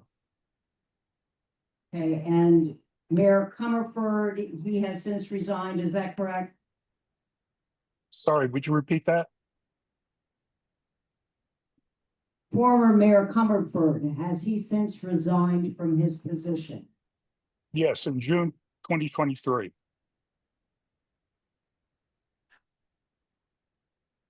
During the time that you sat on the commission, do you know when the first town charter became into being? When the first town charter, what? How long had the town charter been when you served on the commission? About 60 years. Okay, so for 60 years, did any of the commissioners receive compensation for serving on the commission?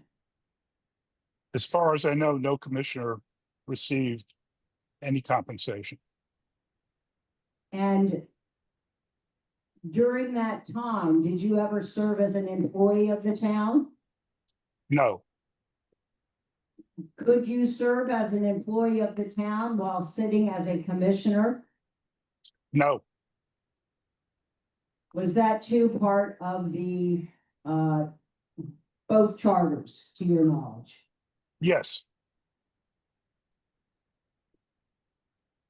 Do you understand that Ms. Rosner claims and has claimed in court documents that the town offered her this insurance coverage? Did the town ever offer you or any of the other commissioners that you're aware of insurance coverage? no,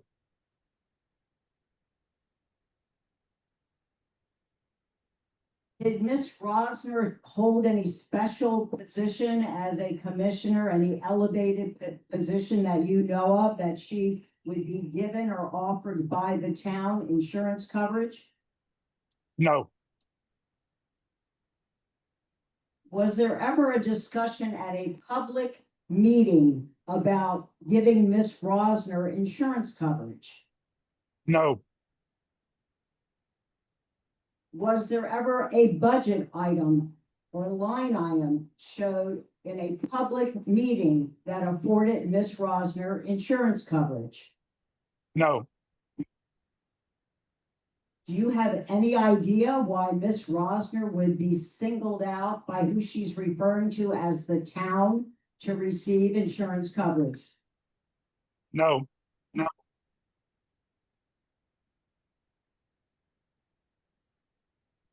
Did you have a conversation with Marie Rosner about the insurance coverage at some point prior to the hearing this evening? yes. On May 9th, I phoned Marie Rosner and asked her to meet me the next day because I had learned about this issue, to have a friendly conversation about the issue. We then set a time, 12:30 on May 10th, and we met at my home.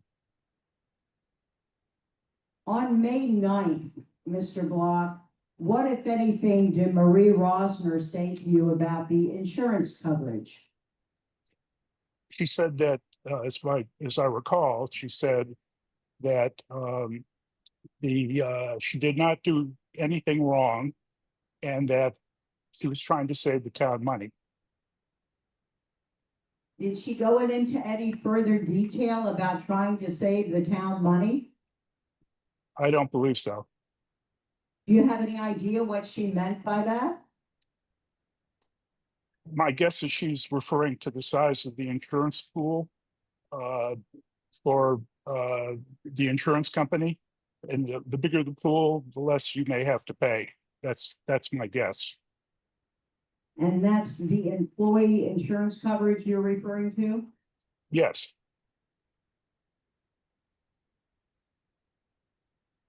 Did you receive ethics training with Ms. Rosner? yes, every year. And Mr. Torsini actually gave that training, correct? Well, I received the training 13 times, so Mr. Torsini may have given it once or twice. I don't know. Thank you. Sir, do you remember during your receipt of this ethics training with Ms. Rosner that the code of ethics as well as the Florida statutes lays out as prohibited conduct an official using their official position in a manner which she knows or should have known with the exercise of reasonable care would result in a special financial benefit to her? Yes, I remember that remember very that? well. Yes, I remember very well. And you note that it says she knows or should have known with the exercise of reasonable care. To your knowledge, did Ms. Rosner either ask you as vice mayor in a public forum, ask the town manager, or ask anyone? Is anyone else receiving this insurance coverage that sits on this commission? No, with the possible exception of Mayor Comerford.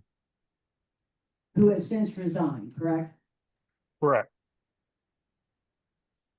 You also remember in your training that both the Code of Ethics for Palm Beach County as well as the Florida statutes provide an official shall not use her official position to corruptly secure, and corruptly means done with wrongful intent, for the purpose of receiving or obtaining compensation or any benefit which is inconsistent with the proper performance of her duties.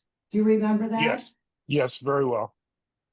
Now, you've heard Ms. Siegel testify that the insurance was paid for by the taxpayers, Ms. Rosner's insurance out of the general fund, that eventually, after she was reported as having received it, she didn't make a payment. Do you feel that that's a benefit that she's received? Yes.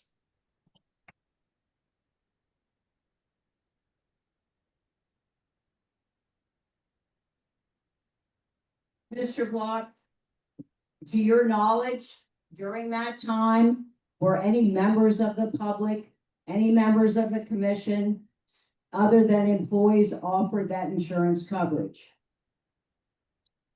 Other than Mayor Comerford, no. Thank you, sir.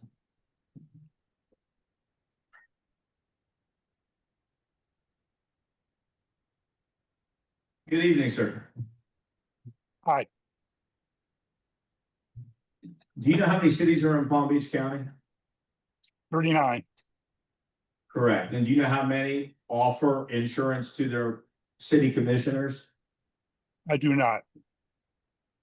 Okay. Would it surprise you to know that it's almost every single one? No. Okay.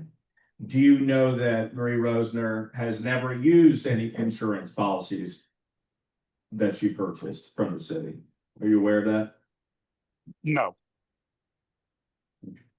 So is it still your opinion she incurred some kind of benefit even though she never used the insurance at all? Yes. Okay. So she spent $6,000 for insurance, never used, you spent zero, but she got the benefit. Is that your understanding? I really don't understand that question. Sure. How many insurance policies does the city have? As I recall, about 6. Okay. Did they cover you? Did those policies cover you in any specific way when you were a commissioner? I believe the only one I'm aware of that covered me was the League of Cities, whatever the insurance company is called, that protects commissioners in terms of liability from lawsuits. Other than that, Okay, I'm not aware of any coverage for commissioners by the insurance policies. So would you agree that you benefited from that insurance policy in some regard? The one that protected us against personal liability and lawsuits. Yeah, certainly it's a benefit. It's not remuneration of any sort. There's no money involved. What's your definition of remuneration? Remuneration, sorry, I'm getting it wrong. Well, some kind of benefit that's worth something that, as far as I know, every town who's insured by the League of Cities Insurance has the same kind of provision, as far as I know. Commissioner Rosner purchased the insurance 3 months into her tenure, correct? Purchase? She received the insurance.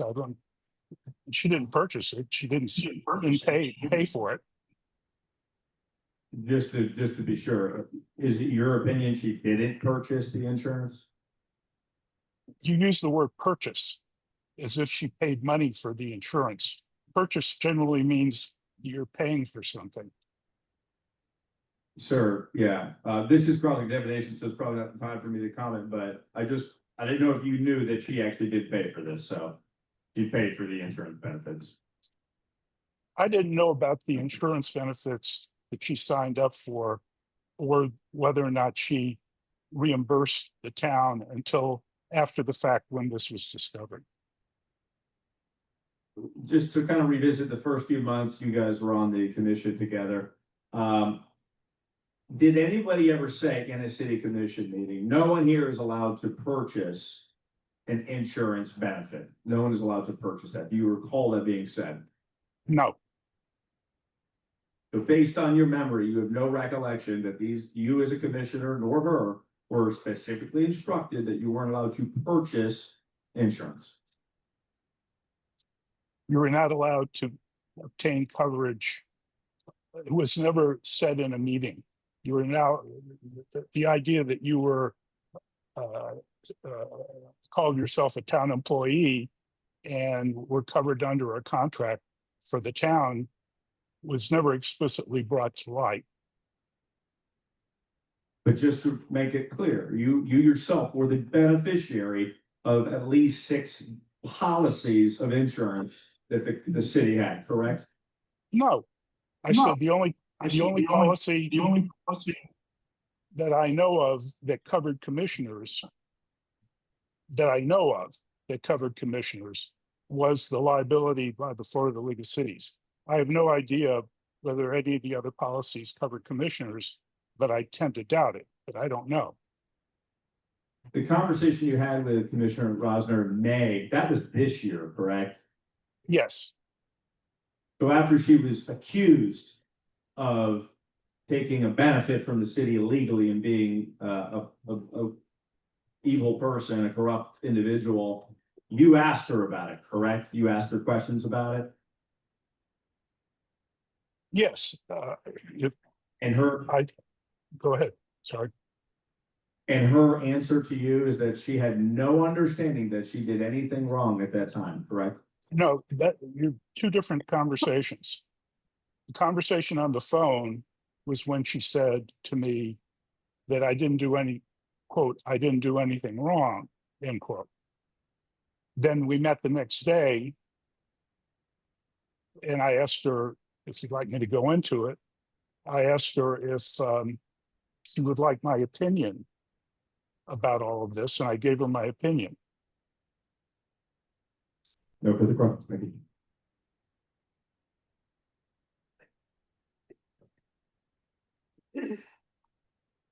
Just very quickly, that insurance from the League of Cities that you're referring to, that's for, that is coverage for official acts as an elected official, is it not? Correct. Thank you.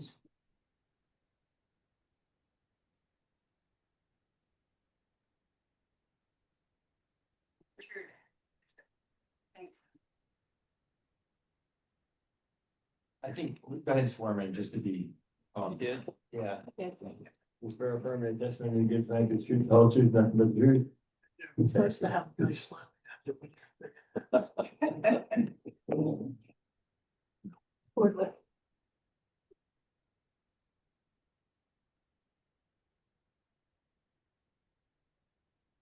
Good evening, sir. Good evening. Could you please state your name for the record? Richard Houston.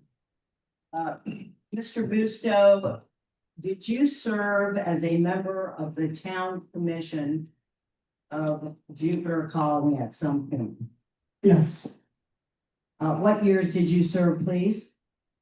I believe it's 2010 to 2013, so 23 that were signed, well, 13 years. 13 years. And did you serve with Ms. Rosner during the time that you served on the commission? Yes, And was that in 2022? yes, During that time of your service for 13 years, and congratulations, did you ever receive salary? Did you ever receive compensation of any form while serving on the commission? no, Why was that? because it was prohibited. Prohibited. Right. Discussion that Ms. Rosner signed up to receive insurance claiming that she was a town employee. Sir, if you were offered that opportunity, is that something you would have accepted? Absolutely not, And why is that, please? because it's your position that you weren't compensated for, so I would not have accepted it. And were you ever offered any insurance coverage by the town or anyone that's part of the town? No, To your knowledge, was any of the other commissioners who you sat with, other than the mayor who has since resigned, offered that coverage? not that I know of. Was there ever a mention in a public hearing during that time that Marie Rosner was being given a special benefit of insurance coverage? No, Were you ever provided with anything that showed that those sums were being paid out of the general fund for Miss Rosner's coverage? no, You heard discussion about other cities in Palm Beach County that provided insurance coverage. Having served on the commission, do you believe that that would have to be part of the charter and an ordinance in order to provide coverage for your commissioners? yes, As a commissioner, could you also be an employee of the town at the same time? no. And why is that, sir? The commissioner is not appointed. Did you receive ethics training? sir? Yes,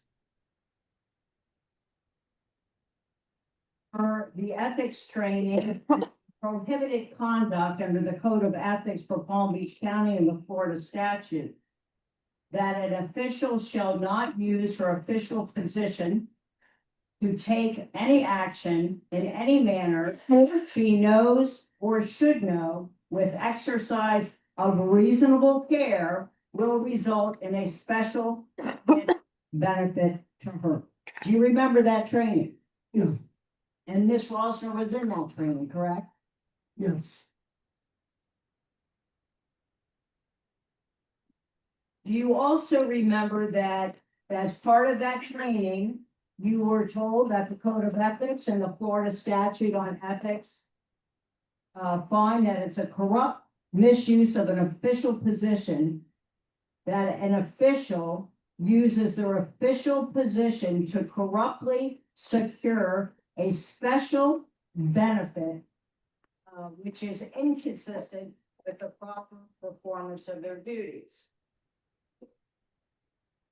do I remember that as part of the training? Yes, sir. Yes.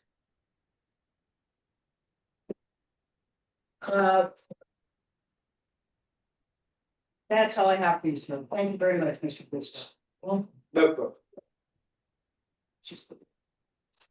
So that's the. It's on the record. Okay.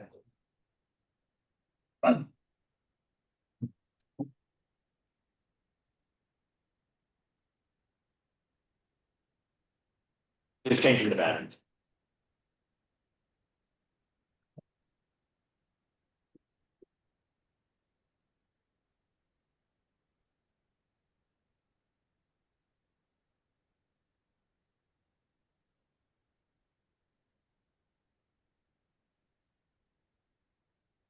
Evening. So I'll start by saying what happens in most cities when you have a situation like this, and a situation like this meaning you're being told, I think opposing counsel said something like you're a jury, but you're actually doing something very weirdly unique and different than that. Creates all types of legal issues that I think you should take very seriously. You're actually being asked to be both a jury and a judge at the same exact time. And let me tell you what I mean by that. A jury usually decides facts in an important case. So people present evidence, you choose the facts, and of course, that's what you're doing here tonight. But what you're also being asked to do, which is very uncomfortable and odd, and you're not a lawyer, I don't think you're an attorney on the commission, is you're being asked to be a judge too. And by that it means you're being asked to choose law, to actually take a bunch of laws, a choice of laws, different meanings of laws, and then apply them to an arrayed set of facts, which of course are not presented to you in conformity with the Florida Evidence Code. This is quasi-judicial hearing, but it's very sort of laid back. That's why I didn't object to anything. You're being told a bunch of things, a lot of it's hearsay. You get to choose which facts you believe. I can barely influence you on what it is you believe for facts. But what I would strongly advise you to do, what I would strongly tell you to do, it's what I would do when I was a city commissioner, and as a county commissioner, as a state rep, in different positions I've had, is to seek the single best, most solid source of law that you possibly can. And in this case, it's a judge. Okay, and so I think the outside counsel views is good. He's giving you some very good opinions, but you have right now before you a request to a judge, very respected judge, I would also add, here in Palm Beach County, Judge Goodman, who's already ordered the city to respond to the complaint that's been filed within 14 days of service. Now, usually we would be at day 12 if the city would have waived service. City did not waive service. The decision was made. I'm not going to get into who or how or why, but the city has deliberately chose not to waive service, aka they're making a decision to forestall a judge's interpretation of what law you should be applying. So you have the chance to have one of the best judges, most respected judges, tell you here's exactly what I think the law means, which is going to make your job so much easier by applying that law in the declaratory judgment to the set of facts before you. Or you could choose to go into this essentially blind with a bunch of yelling back and forth, 5, 6 attorneys, 2 different charters going on at the same time, different meanings to different words. And I'm going to make it a lot more confusing here in the opening in just a minute. But I want to just advise you that you have the option right now. You have the option right now as a city to just pause, just ask the city to waive service or accept service tomorrow. It's taking a little bit to get the summons. I don't know why. That's your clerk of the court, not mine. I don't know why he's a little slow today, and then formally address a reply. And then that judge in the declaratory judgment will tell you what he thinks. And there's 2 issues that I think the judge really should answer, right off the get-go. One is what's in the complaint right now, and the second one is going to be in the amended complaint tomorrow, because we're actually, now that the summons isn't issued, I decided I'm going to throw one more question for the judge in there. The first question is, which charter should we really be using here? Okay, because you got 2 different competing charters, and I would argue that the old one is used, but really there's a big difference. So let me tell you why it's such an important difference. One of the charters says you shall not serve in an appointed position for compensation. Of course, Mr. Rosner is not serving in an appointed position at all. I would argue that provision doesn't even literally give grounds to the city for removal. And again, if you just wait a little bit longer, the judge will give you 100% clarity of that. The second one is the definition of compensation. And I'm going to talk a little bit about some of the definitions here. And of course, they've made their arguments. They have not pointed to any solid law in Florida. They've pointed to what's called an AGO, an Attorney General opinion, which is one elected politician in the 1970s saying, here's what I think this means. I can't tell you what it definitively means. It cannot be the force of law. It cannot be used as actual law. It can only just be persuasive advice. And that says, well, it looks like maybe if somebody got a benefit, And it's unclear in the case of the benefit that's being referred to in that 1970 AGO opinion, if they even purchased or not. You heard from some of the testimony tonight, one of the witnesses tonight.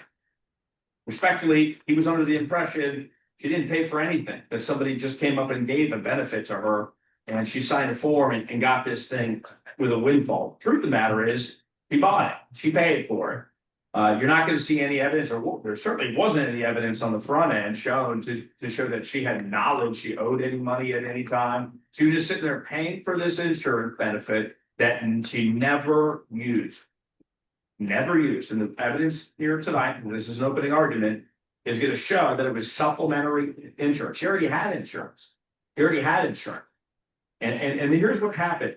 Before I go into the facts, let me just summarize the legal part by saying, this city can literally wait, have the judge's orders already gone out to the city, hasn't declared an emergency, but they said the moment the city's served, you get 14 days to apply. We can then set it for a hearing. The judge is going to give you his answer, and then it's going to make your life so much easier. In fact, it's going to be so clear that honestly, the next hearing will probably be a 20-minute hearing, okay? Because you'll know exactly which law to apply. But I would say that that's the best, most wise, prudent thing for any city to do. If you're not in a rush, if you're not rushing to judgment, if you're not trying to make the quickest possible decision, then that's the quick way to do it. We're not talking about a year-long court proceeding. We're talking about an order already issued by a judge late Friday afternoon, saying that the moment the city's served, they get 14 days to reply, and then we jump on the calendar, and that's the end of it. And you have that option right now, but let's talk a little bit about the fact.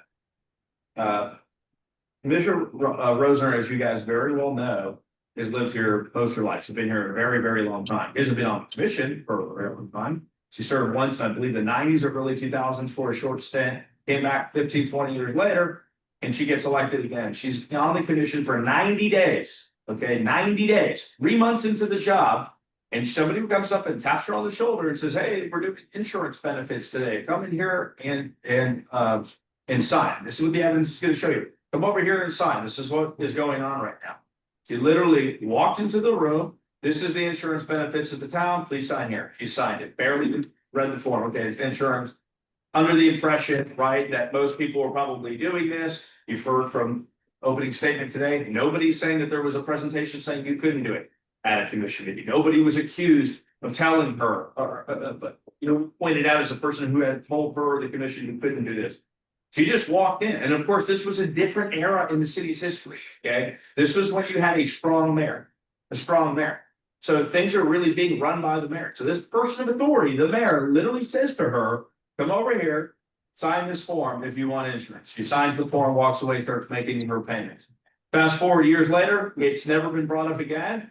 She gets a call one day from the city manager, and the city manager says, "This is illegal. I'm reporting you to the Commission on Ethics. You did something illegal. And by the way, you still owe money."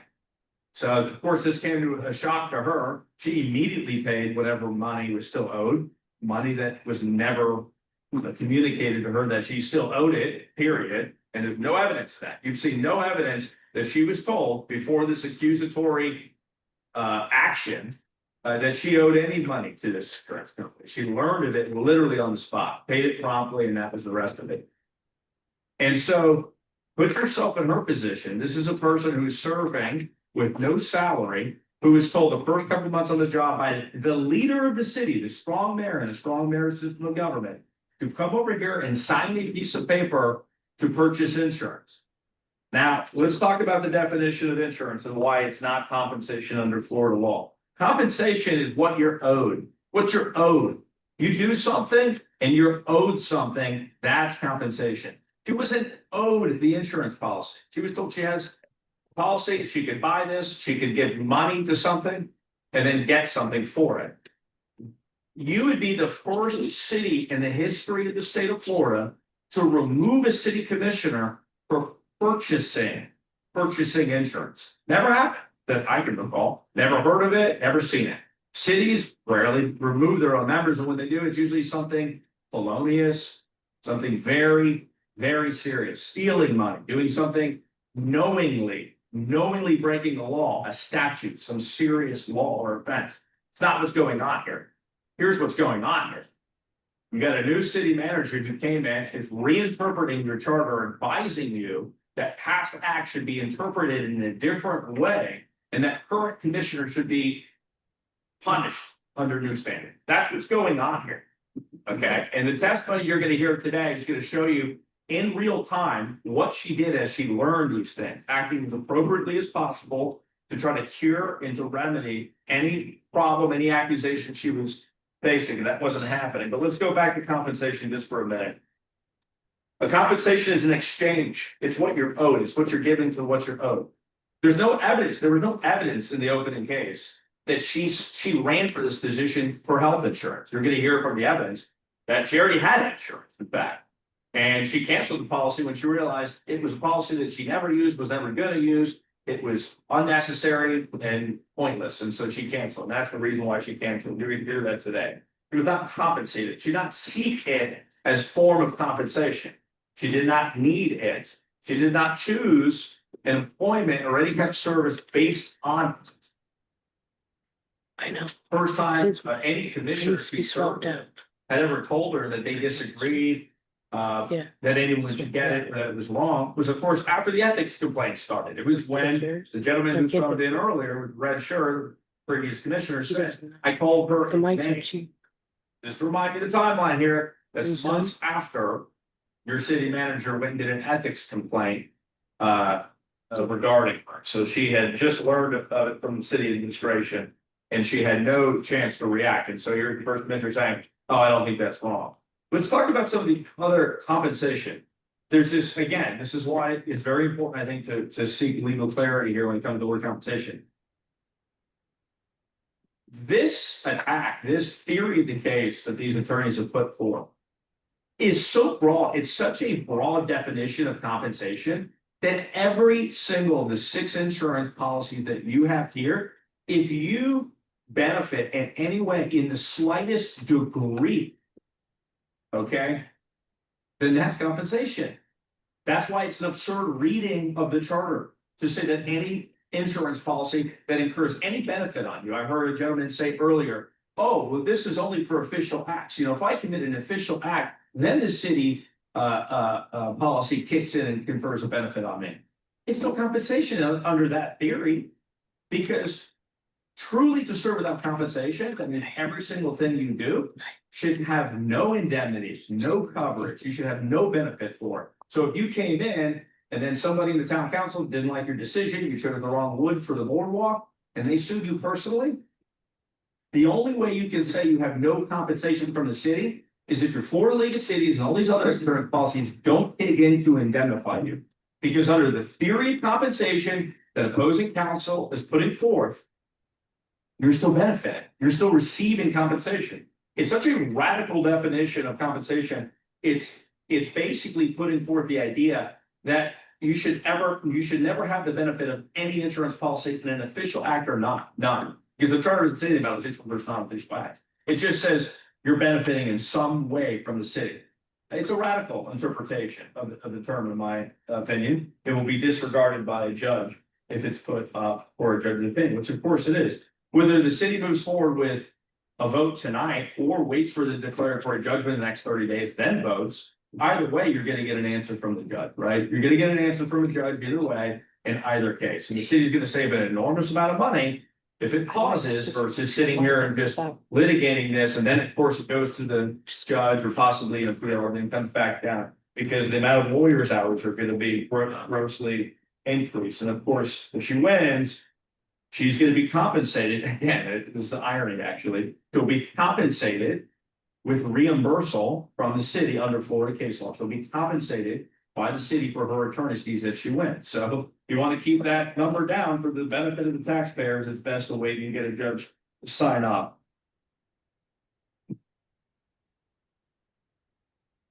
There's only going to be one witness tonight. That's Commissioner Rosner. That's it. You're being asked to serve as a jury and a judge. I think that's the number one reason why you should wait and go forth with this declaratory judgment. It'll make your life a lot easier because this is an anomaly. I've never seen a hearing quite like this. I've never seen these specific questions of law concerning dueling charters and legal definition of compensation and a quasi judicial hearing adjudicated before at the local government level. Never seen it. Completely unique, new, very interesting. If I were in your position, I would certainly look for the advice of a judge to give you a better rubric to apply. Again, going back to the definition of compensation, you're not gonna find a solid law case on that. There's a case that uses the word compensation, doesn't, completely different set of facts. They're hanging their hat on an AGO opinion from a completely different era of Florida history in which the mode of judicial interpretation is quite literally the opposite is the one that's dominant now, which is a textualism that was absent from AGO opinions at that time. Therefore, I don't think those AGO opinions, which adopted a completely different mode of legal interpretation, which I would call, so it's not textualism, I'll put it that way, is based upon. And so therefore, I think you're gonna get a different answer if you go forth with a declaratory judgment or an appeal. And with that said, I don't think that after the testimony that you're gonna hear tonight or any of the closing arguments that you're gonna find enough evidence to prove that Commissioner Rosner had any knowledge, specific knowledge that buying insurance in some way was special compensation or salary. She's never, of course, accepted any kind of salary or compensation. She simply bought insurance that was never used. So with that said, we'll call our first witness, which is Commissioner Rosner. You've already sworn in, please state your name. And how long have you been on the commission?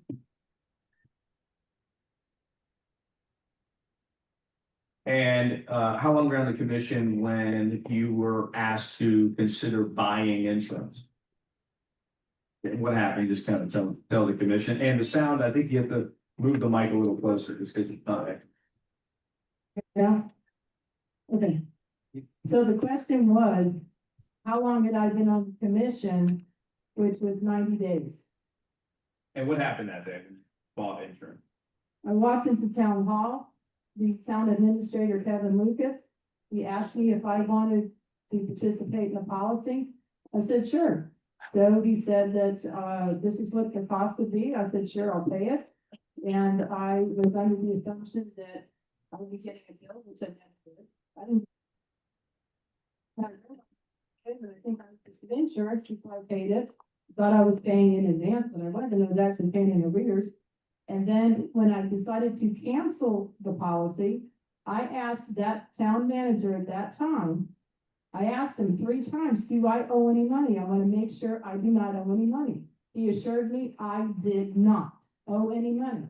And this is what everyone was upset about with this town, is that the town was not being run properly.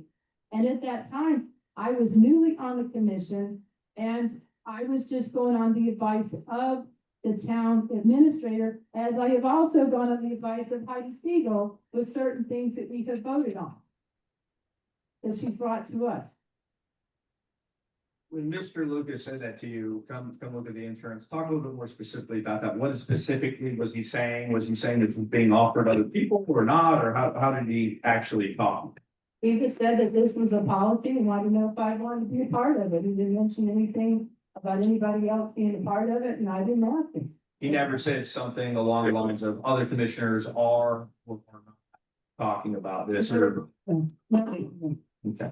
And during the time period in which you paid for it was a monthly thing, right? It was. And that was August 22 to February 24, is that correct?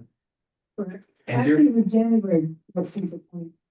And during that entire time, did you ever speak to anyone about it other than the insurance company itself? No, I did not. No one instructed you that this was a special compensation, anything like that?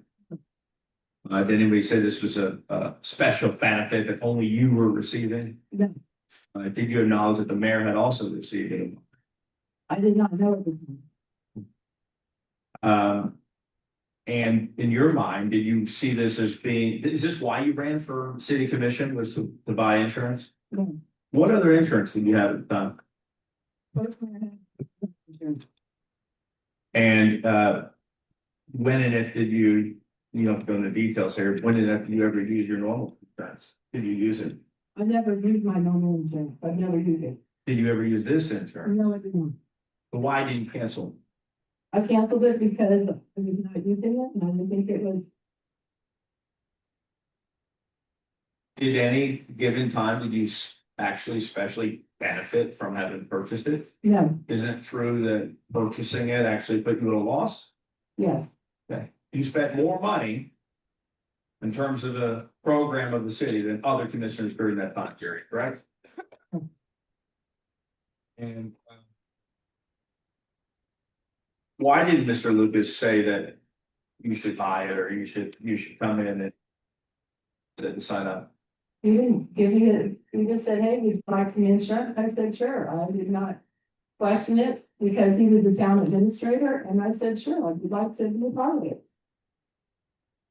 And the first time you were on the city, town commission, what years was that? The first time was from about 1998 to 2000.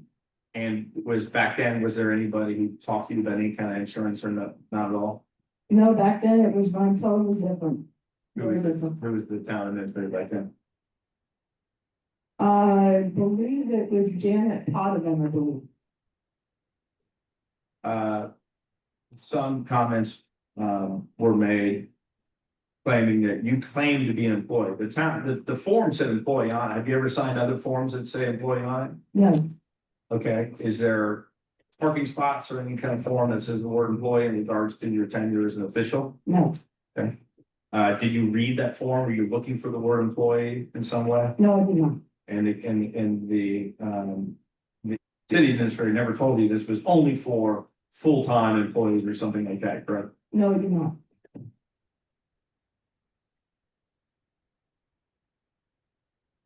And the Palm Beach Commission on Ethics, you learned that they had a complaint submitted to them, correct? Correct. Have you been totally and completely communicative and responsive with them since this complaint was made? Yes, How long did you interview with them? I think it was 3 hours. And did they accuse you of anything other than, I mean, they just asked questions, correct? It was more of a interrogation. Question. Yeah. Did they ever accuse you of a specific thing? No? No, They never told you that they believe one thing or the other? no, How long ago was that? that was back in June, I believe it was. So 2 months ago? Yes, 2 months ago, they asked you questions, you haven't heard a single thing since, correct? correct.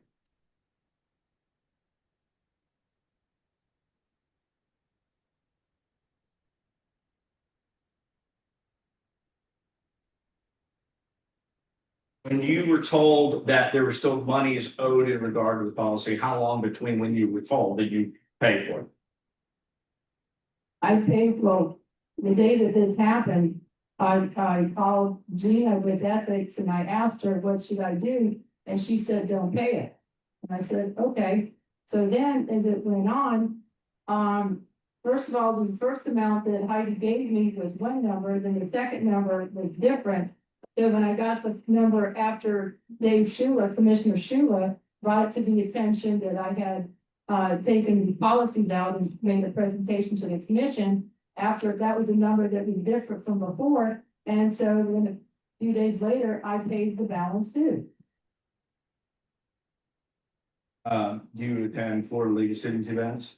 Yes, And they ever discuss this specific issue in any way? no, The mandatory ethics training you received throughout the years that they had brought up this specific instance?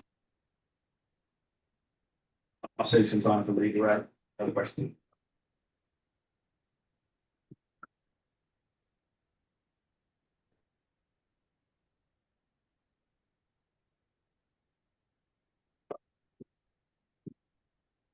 Good evening. Is it Rosner? Okay, thank you. I had noticed throughout that you've been texting. This is a legal proceeding. It would be improper for you to be texting during my examination. You understand me? Who were you texting? Yeah. Withdraw. So, beg your pardon, I didn't see you.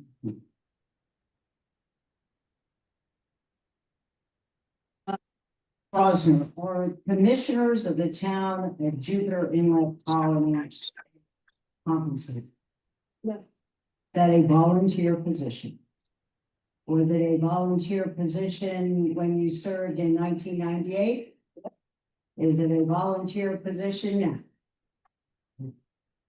And that's been for 60 years from the incorporation of the town, is that correct? So both the old charter and the new charter, no compensation, correct? Now, do you know, the charters and or portal in this town was for the commission? It's in the charter, so that would be prohibited, correct?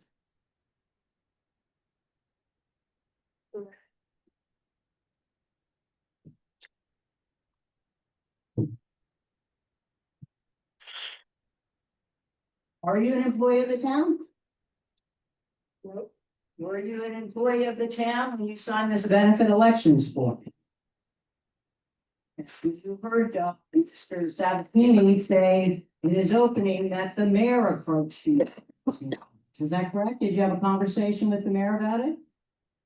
Okay, so that was an incorrect statement. And you heard your attorney tell this commission that you'd just been a commissioner for 90 days when that happened, but you actually served in 1998, correct? Okay.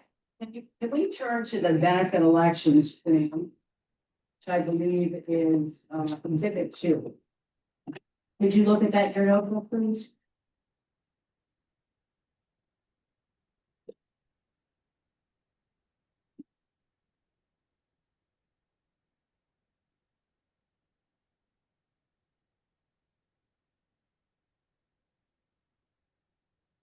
We are going to have below payment deducted through the JIC paycheck. Could you speak at the microphone a little bit, please? The clerk understanding about that.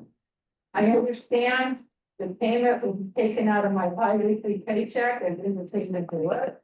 These payments are not pre-tax deductions, but will be taken out after taxes.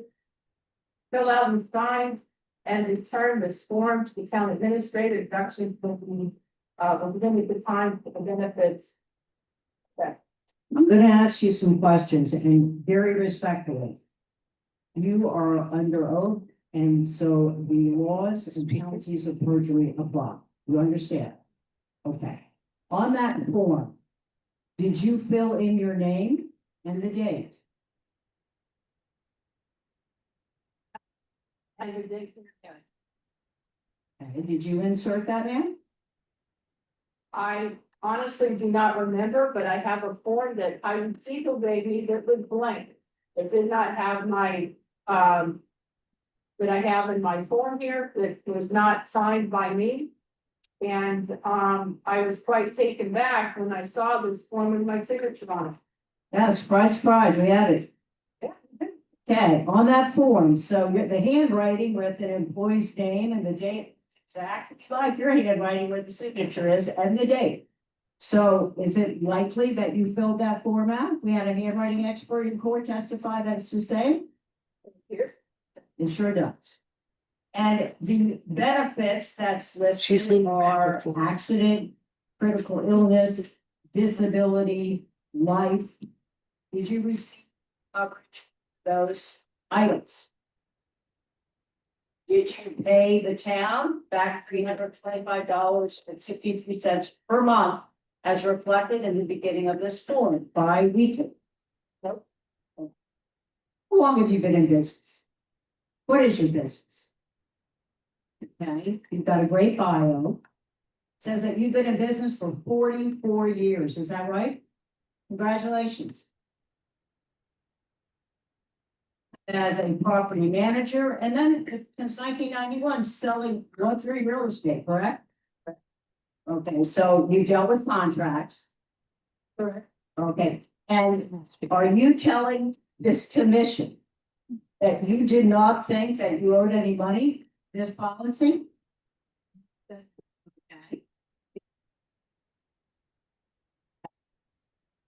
Did you pay the full amount due of the policy?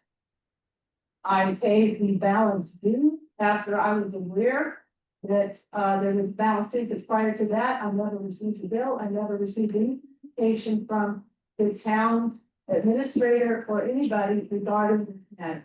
Okay, so you're signing a form that says you'll pay for the insurance, and in fact, you acknowledge that, we'll talk about later.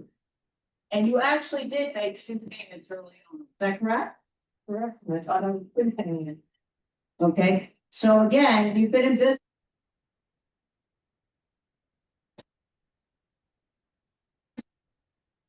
Surprised that you owe the town money? I was, because I asked if I owed money, but the town administrator asked me, he told me, no, I did not. Owe any money. Again. Otherwise, I would have paid it at that time, because I came in and said, look, if I owe any money, I wouldn't have to pay it. This is after the reporting that you had violated the code of ethics, correct? No. So That's that not last, true. This was after, when I went in January of 2024 and asked the town, I said to the town administrator, I want to cancel this policy. And at that time, I asked him 3 times, do I owe money? Because I wanted to make sure if I did, I would pay it. Because I had no knowledge of having any balances due, and told me no, 3 times. okay. So again, you've been in business for 44 years. You signed a form that you're an employee, which you just testified under oath you were not.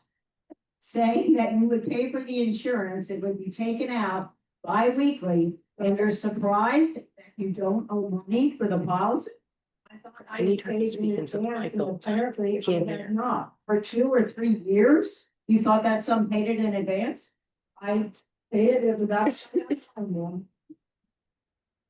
it was outside, out of mind. What is And the, like I said, it was outside, out of mind, because the town administration at that time was not organized.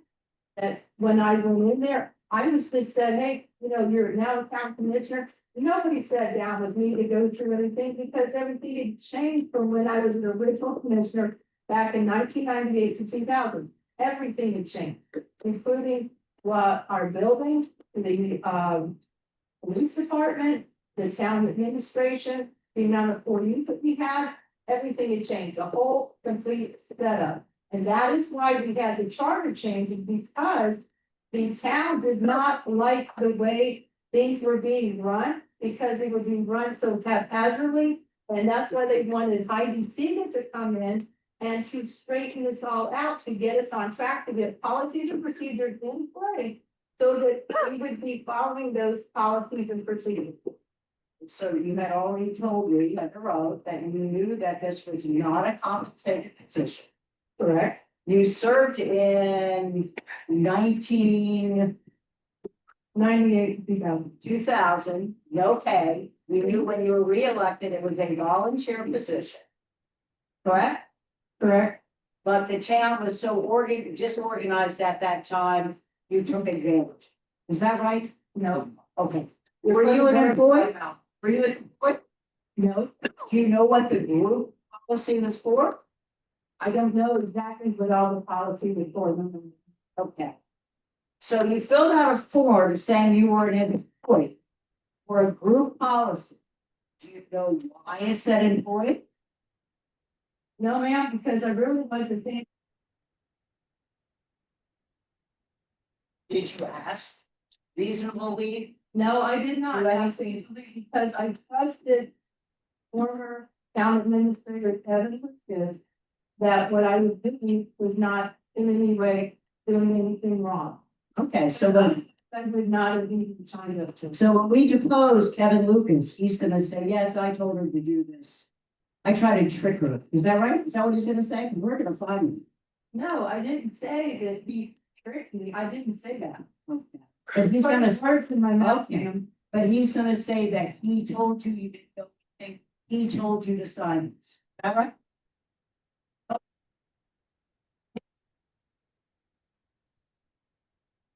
I'm referring to in January 14th of 2024. That's what I'm referring to. I don't know what you're referring to now.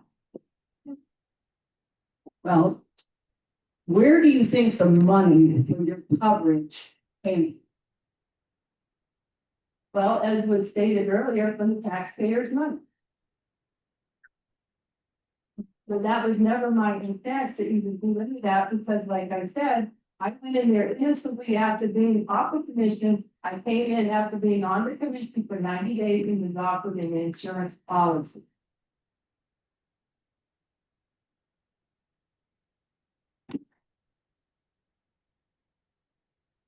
Florida statute 817-234. False and fraudulent insurance claims. One section A, subsection A, a person commits fraud who knowingly presents or causes to present to an insurer any false, incomplete, or misleading information in support of an application for insurance. Now, were you an employee of the town, ma'am? Okay, you filled out a form that said you were to get coverage. Yes, ma'am, I did. Okay, well, that's a third-degree felony in the state of Florida. Are you aware of that?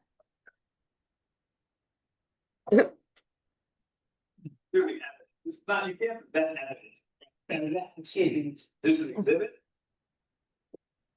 me. Questioning a witness who thought she did nothing wrong on a statute that provides us a third-degree felony. She did. They criminally investigated.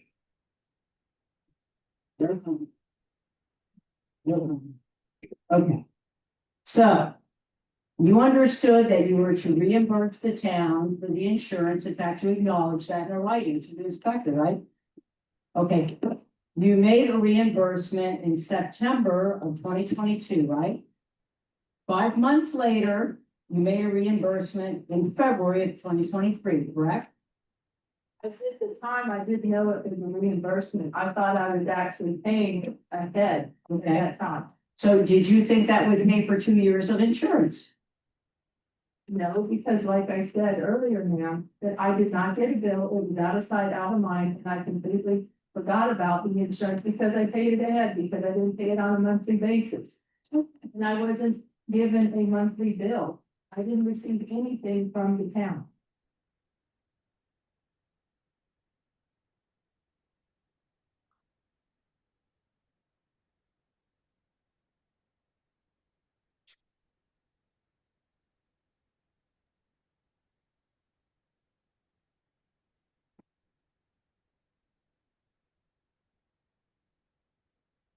The letter that Ms. Waldner wrote to the inspectors at exhibit 3.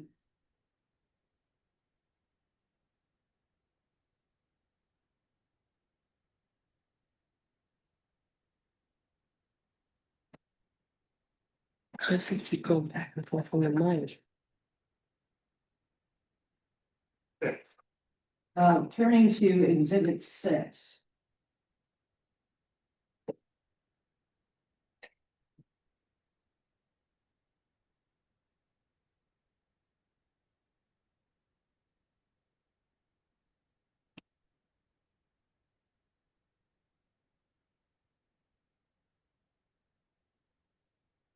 What prompted you to write this letter? Did anyone request this letter? No, what happened was, is that after town manager Heidi Siegel called me, wrote this because she stated that she had turned me into the IG. And so I wrote this letter to the IG. And so that's what I did. And when I met with the IG, they basically told me that they had no knowledge of any complaint being filed because I'd never been contacted by an investigator. Okay, let's go back to the benefit elections form where it says today's date. It says June 21st, 2022, correct? Correct. Okay, your letter starts out. On or about September 2022, I was approached by Town Administrator Kevin Lucas regarding participation in a group policy. That's false, right?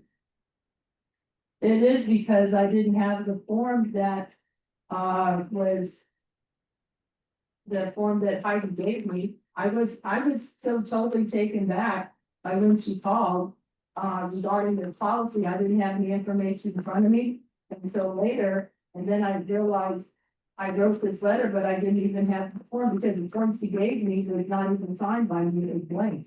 And I didn't even notice it till later on. You did sign that form though, is that correct? I don't recall signing it. Okay, well, let's look at it. Is that your signature on It it? is, but I don't recall signing that specific form. Well, that doesn't I mean. didn't sign it, I just said I don't recall. As I was approached by Kevin Lucy regarding participation in group insurance policy. What group was that, please? That's the Washington policy. Okay, what's the group?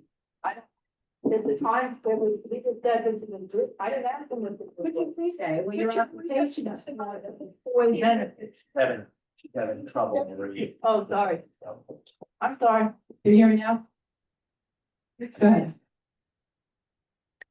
The form you filled out said you were an employee, right? It was for an employee group plan, is that correct? That's what it said. I agreed to enroll, fully understanding and acknowledging that I would be personally responsible for all premium payments. Does that take into consideration that you just put it aside? You're out of sight, out of mind. Is that a reason for not making the payments? That's what you told us, is that correct? I didn't even remember I even had the policy. Okay, now at a later time, I chose to cancel the policy. Did that cancellation of the policy coincide with Kevin Lucas leaving the city? No, it did not. Did it coincide with the date that the new charter had been adopted? No, it did not. Okay, what date was that? It was actually January 14th, 2024.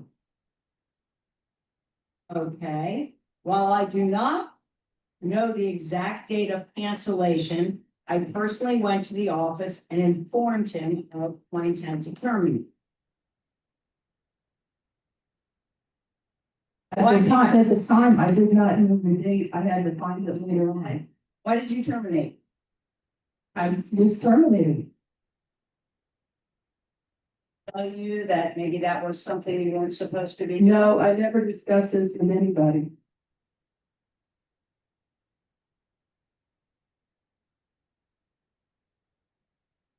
Just clarification one more time. When did you fully pay that policy? Or reimburse the town for the premiums that they had paid for on your behalf? Whatever the date is, the check is, it's in the, it's in here. And so that would, if I tell you that's May of 2025. I don't have it in front of me, but Okay, whatever the date is on the check. that was May 2025. Correct. So again, during that time, the taxpayers were paying for your insurance coverage, correct? I was unaware of it. How long have you been in business? Like I said, I was unaware of it. If you're not receiving a bill and nobody contacts you about it, out of sight, out of mind, it happens a lot.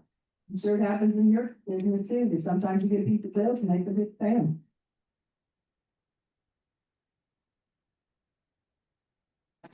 Here.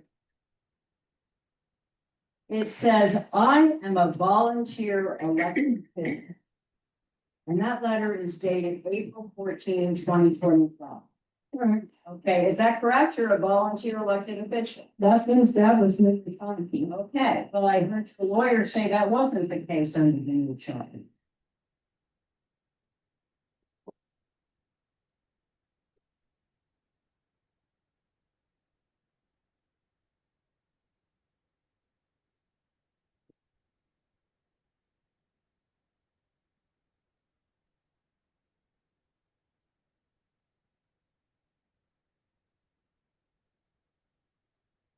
Now, we've heard some, information from your lawyer that there were other policies around. Did you sign up for any other policies? I wasn't aware of any other policy.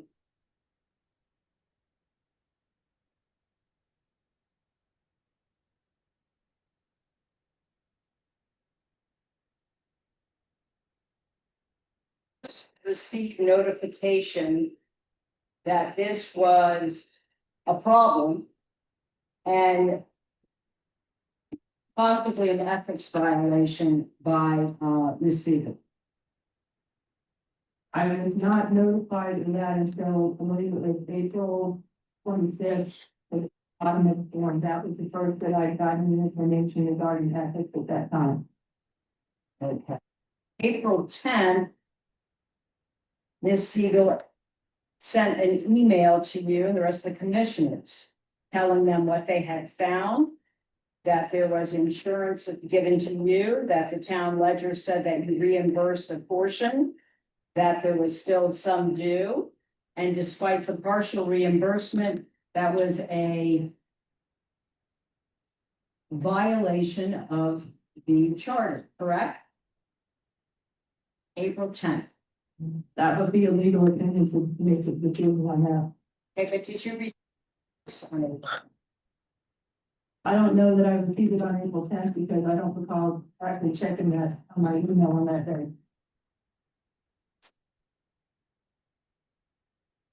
So you're not taking issue that you and the other commissioners were notified of this action, and that's what we're doing here, right? Right.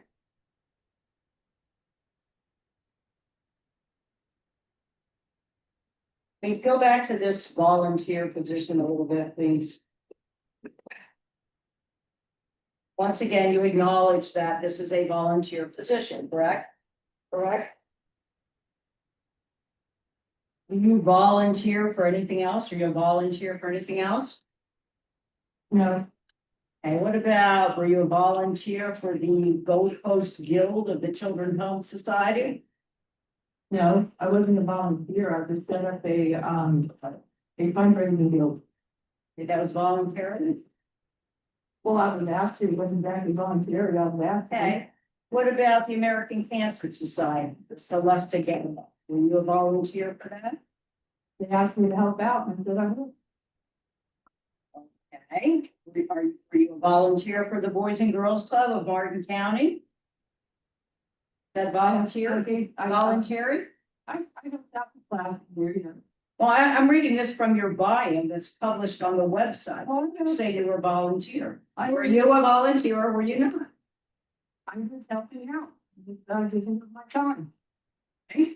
You were a volunteer member of the Florida Governor's Election Advisory Board? Volunteer? I was. Okay. Did any of these other organizations offer you insurance? No. Why not? They just didn't. Because you were a volunteer. They just didn't ask. You were a volunteer, They correct? didn't ask. Do you think they offered it to volunteers? They might have, without my knowledge. They could have. So you think that the fact that you were a volunteer for those organizations and you're a volunteer for this commission, that it's just perfectly fine to take insurance from these organizations? I didn't say including this this. town. Okay, so it's not, is I didn't say that either. it okay or not? If it's offered to somebody, it depends on the circumstances. Offered stating that you need to say you're an employee in order to get it, those are circumstances, right? Again, it depends on how it's handled, how it's presented. You signed a form saying you were an employee. Like I said, I wasn't paying attention when I signed the form. I didn't find it. Okay. You heard me talk about the code of ethics and ask the other former commissioners, do you remember the ethics training that you received? Yes, I did. However, I was not in a class. Former Commissioner Busto and also did my training online. Except for one class that I was in this past year in Jupiter Island Club. I don't recall doing the class.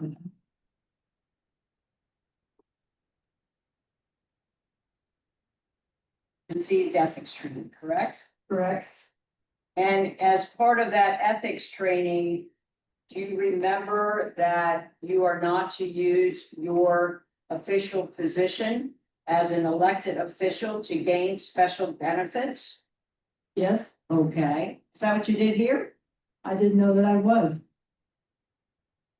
Okay. Any explanation for listing yourself as an employee on this benefit election Again, ma'am, I've stated numerous times that I do not pay attention to the form. I just signed it. In fact, I don't even recall signing it because I was quite taken back because Ms. Siegel, town manager, sent me a blank form, and then the next thing you know, I have the signature on it. I also asked former commissioner, excuse me, I asked Kevin Lucas about this form, and he said, we didn't have that form. I said, oh, that's interesting. Also asked Eva Lees, and she said that, no, they didn't have that form. I said, that's interesting. When was your last conversation with Kevin Lucas? I don't recall, but it's been a very long time. Is this when he told you we don't have that form? Well, when it came to light with that form, he was, I honestly, I don't recall the last time I talked to him, but when I got the form, I just texted him and said, hey, we need this form, I don't recall it. This was before the signature was on it. So you spoke with Mr. Lucas in preparation for this hearing? No, I did not. Oh, okay. Tell us again, when did you text him and ask about the form? This was when I first got the form. I didn't know that there was going to be a hearing. I asked him a long time ago when I first got the papers from Heidi back in April. So this year, 2025. And what conversation did you have with Mr. Lucas? You discussed the form, anything else? And asked him, I said, you know anything about this form? I said, I don't recall it. He said, no, we didn't need that one. What number did you text him at? Please state it for the record. I don't know. You just have, you don't have to say. This really isn't important to be brief. This is a quality issue. You don't have to say a bunch of, Are you refusing to share Mr. Lucas? Made public anyway. I'm sorry. Are you refusing? No, not based on refusing, yes, based on counsel. Let's go back to the ethics training. You heard Mr. Giesler indicate, and your lawyer, there was an order entered on Friday by a judge, right? And that was in response to your attorney trying to get an emergency hearing, correct? Okay, and this is what type of lawsuit? Are you suing the town in this lawsuit? No, ma'am. I'm Okay. not doing it now. You know that. Okay, so, ma'am, I would ask that you not look to your lawyer for answers. You're under oath. You need to answer my questions. Is the heading of this lawsuit Marie Rosner versus the town of Jupiter in the country? Is, you need to answer.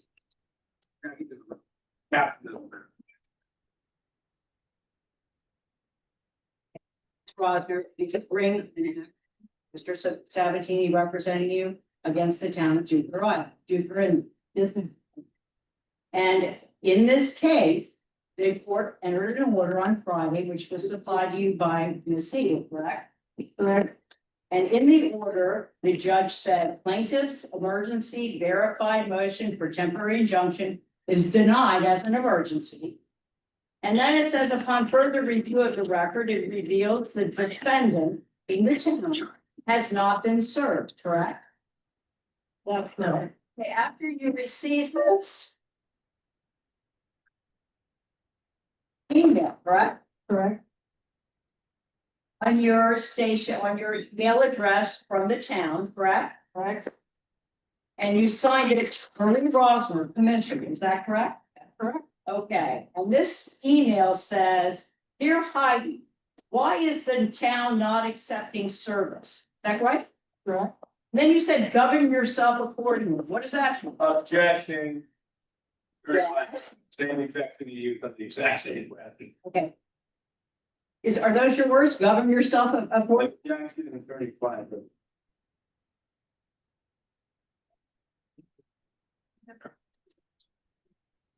All of this is done under advice of counsel, active lawsuit 35 of which you can't speak. Okay, so your attorney advised you to write.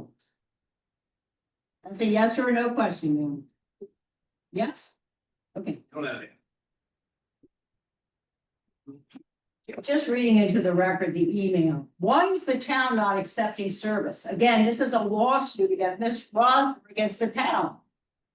Govern yourself accordingly. Please advise prompt. Okay, remember that provision in the Code of Ethics? Misusing your office for personal gain? Excuse me.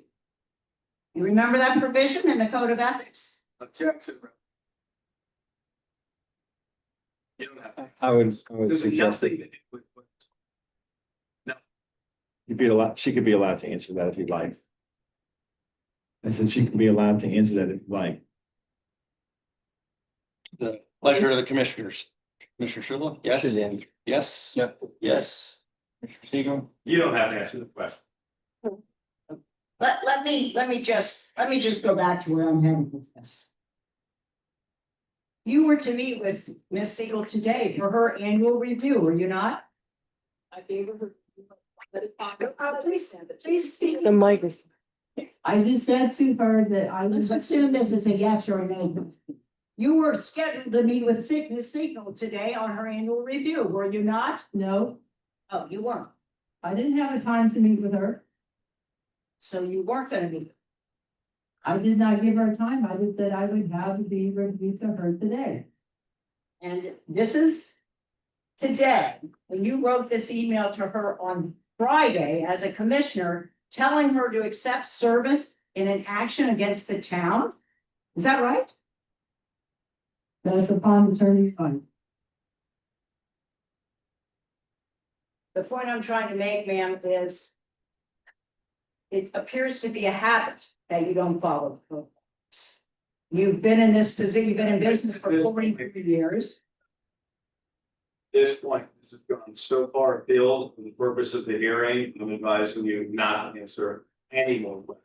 That's okay, sir. Thank you very much.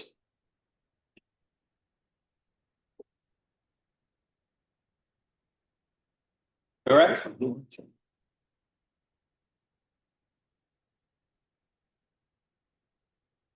I think you're asked the question, the same question 20, 30, 40 times in a different way to try to confuse you. When you paid for when you bought with your own money, the insurance policy, when did they cease communicating? When did this company stop communicating?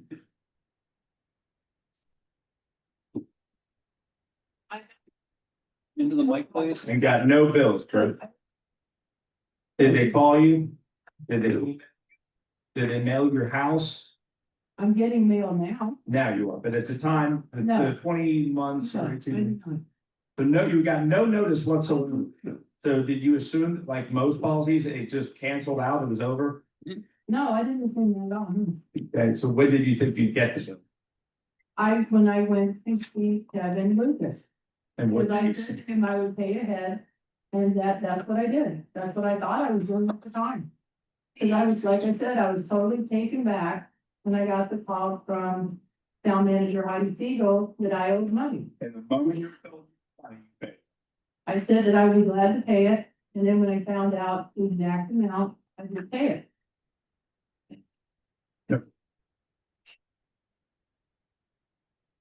So who wants to go first? We choose at this point, At the point of. Closing argument.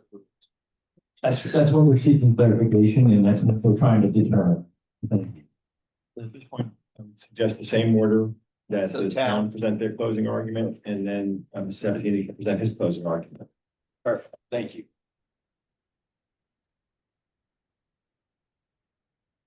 Thank you, Mr. Mayor. Nicholas Giesler, again, on behalf of the town.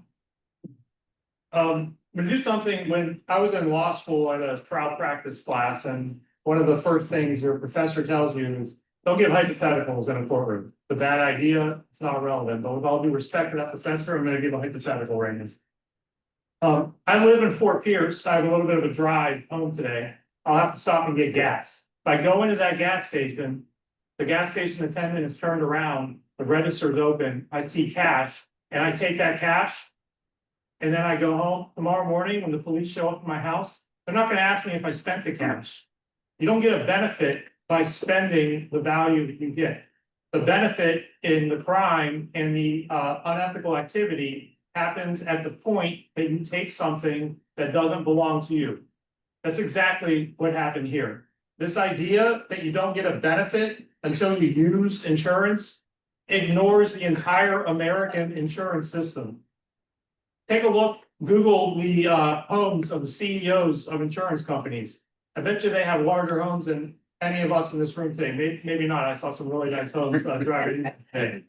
But the point is, insurance companies are making a profit. As a whole, we, the insured, we don't make out on insurance policies. We take insurance because there's value in having it, in holding it, in knowing that it's there. Whether or not you use the insurance has nothing to do with the value of the policy itself. Insurance is a net loss for the group. It's the policy that has value. It's the fact that Commissioner Rosner was able to sign up for a group employee policy that she had no business being in that group at the rate that an insurance company provides an employee policy. That is the value. That is the individual unique benefit that Commissioner Rosner accepted that the other 4 commissioners who are similarly situated did not have the opportunity to accept because it is in violation of the town charter. It is in violation of the current town charter. It is in violation of the former town charter that was in effect when Commissioner Rosner's conduct took place.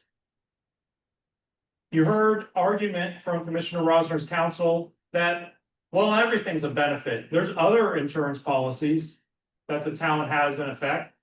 The testimony from Commissioner Rosner is that you don't have to sign up for any of those other policies. Those other policies were not entered into evidence here today. We don't know what they say. In fact, there's no other evidence. No evidence was entered on behalf of Commissioner Rosner today. The only exhibits that are part of this record are exhibits that were entered on behalf of the town. But on information and belief, those policies are policies provided by the League of Cities to the commission as a whole, not to individuals on the commission. They don't provide any benefit to you individually or personally. They protect official acts of the town government through the town's insurer, the League of Cities. They are completely in opposite to a personal health, critical illness, life insurance policy, the type that Commissioner Rosner availed herself of fraudulently. You heard Commissioner Rosner's attorney ask you to not sit in capacity as a judge and as a jury today. But that's exactly what you're tasked to do. That's exactly what the town charter asks you to do, and that's what you have to do tonight. You are to weigh the facts as presented. And what do the facts show you? The facts show you that Commissioner Rosner signed up for an employee-only policy. She knew it was an employee-only policy. She knew that the commission was not allowed, elected officials are not allowed to receive that type of benefit, but she did it anyway. This attempt to place the blame all on a former town administrator, Kevin Lucas, why was he not subpoenaed to testify here on behalf of Commissioner Rosner? The only answer I can come up with is that her testimony would not comport with what Commissioner Rosner is attempting to show today, that this was not her fault. Also, that testimony wouldn't be extraordinarily relevant. The Code of Ethics, as presented here or in the record of the case, show that not only the standard is not, did you know you were accepting a benefit, it's, did you know or should you have known? And it is clear from the facts today that she, I think the evidence show that she knew, but it is abundantly clear that if she didn't know, she should have known. It's clear in both charters, it's clear in the Code of Ethics. The other commissioners sitting up here know, everybody in the audience here knows, and everybody, all of your town residents know, town commissioners cannot receive compensation. 2 other quick points. The argument was made that the commission should wait. Let's hear from the court. Don't make any decision today. Well, frankly, we've heard from the court already. The court ruled on Friday, a motion for injunction was filed, and it asked the court to stop the hearing tonight. And within hours, not days, within hours, the court denied this motion. And that's because the town charter puts the authority in the commission to make this decision. It's not the pleasure of a court to find the facts tonight. It is your job tonight, and the court knows that, and that's why the court denied the emergency injunction. So your duty tonight is to ask what's more believable, that Commissioner Rosner just wildly signed a form and she had no idea was gonna accrue a benefit on her, and then forgot about it and didn't make the payments because she forgot? Or is it more believable that she knew what she was signing up for, or she should have known what she was signing up for, and she decided to not make the payments until she was called out on this activity and tried to save herself by writing this check after the conduct was referred to the commission and the Commission on Ethics. I do want to quickly touch on the case law that you find in your binder. These are not exhibits. Case law is not evidence. But we did provide it for your review, and you'll find this in the legal tab of your binders.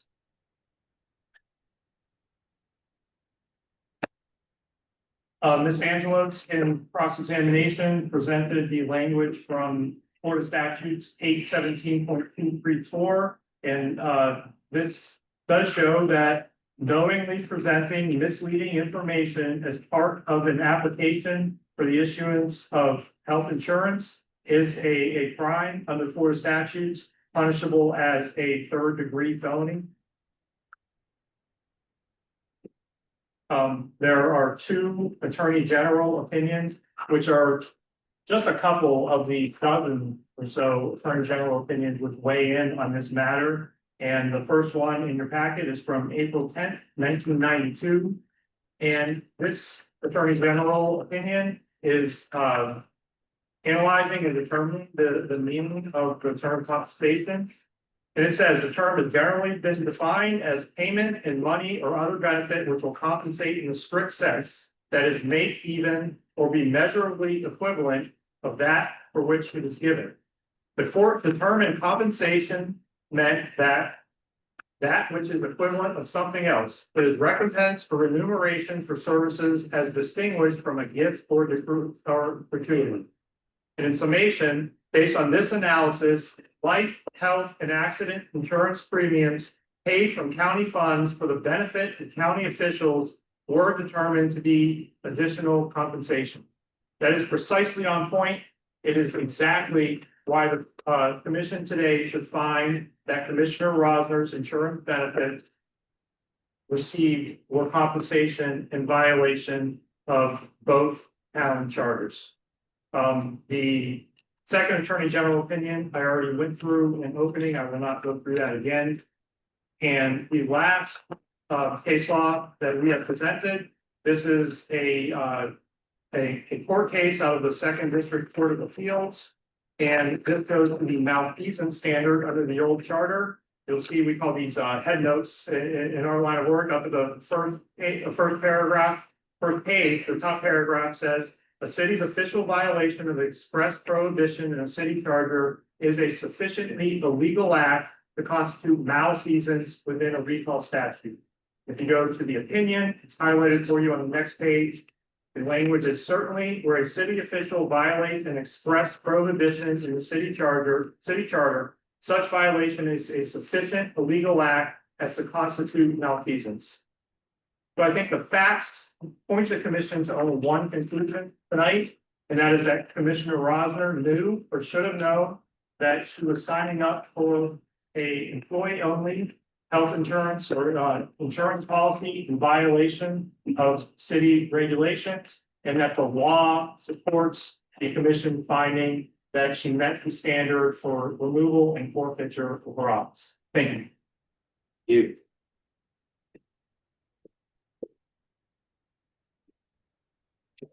I really like the hypothetical that opposing counsel used, and so I'm just gonna obviously stick with that theme. Because this, as I said in the opening statement, is a case about definitions. And you're being sort of led oddly in thinking, oh, it's super easy to just choose legal definitions and choose which law to apply. Which most cities would probably almost never do. That's why there's never been a proceeding like this. But this is a case about definitions. I'm going to use this metaphor. So Let's apply the definition here. So if a child goes into a gas station and grabs a Kit Kat bar, or in his example, grabs literal cash from the register. Is it this council's position? Is it this commission's position that that's compensation, that he received compensation? I mean, let's be real.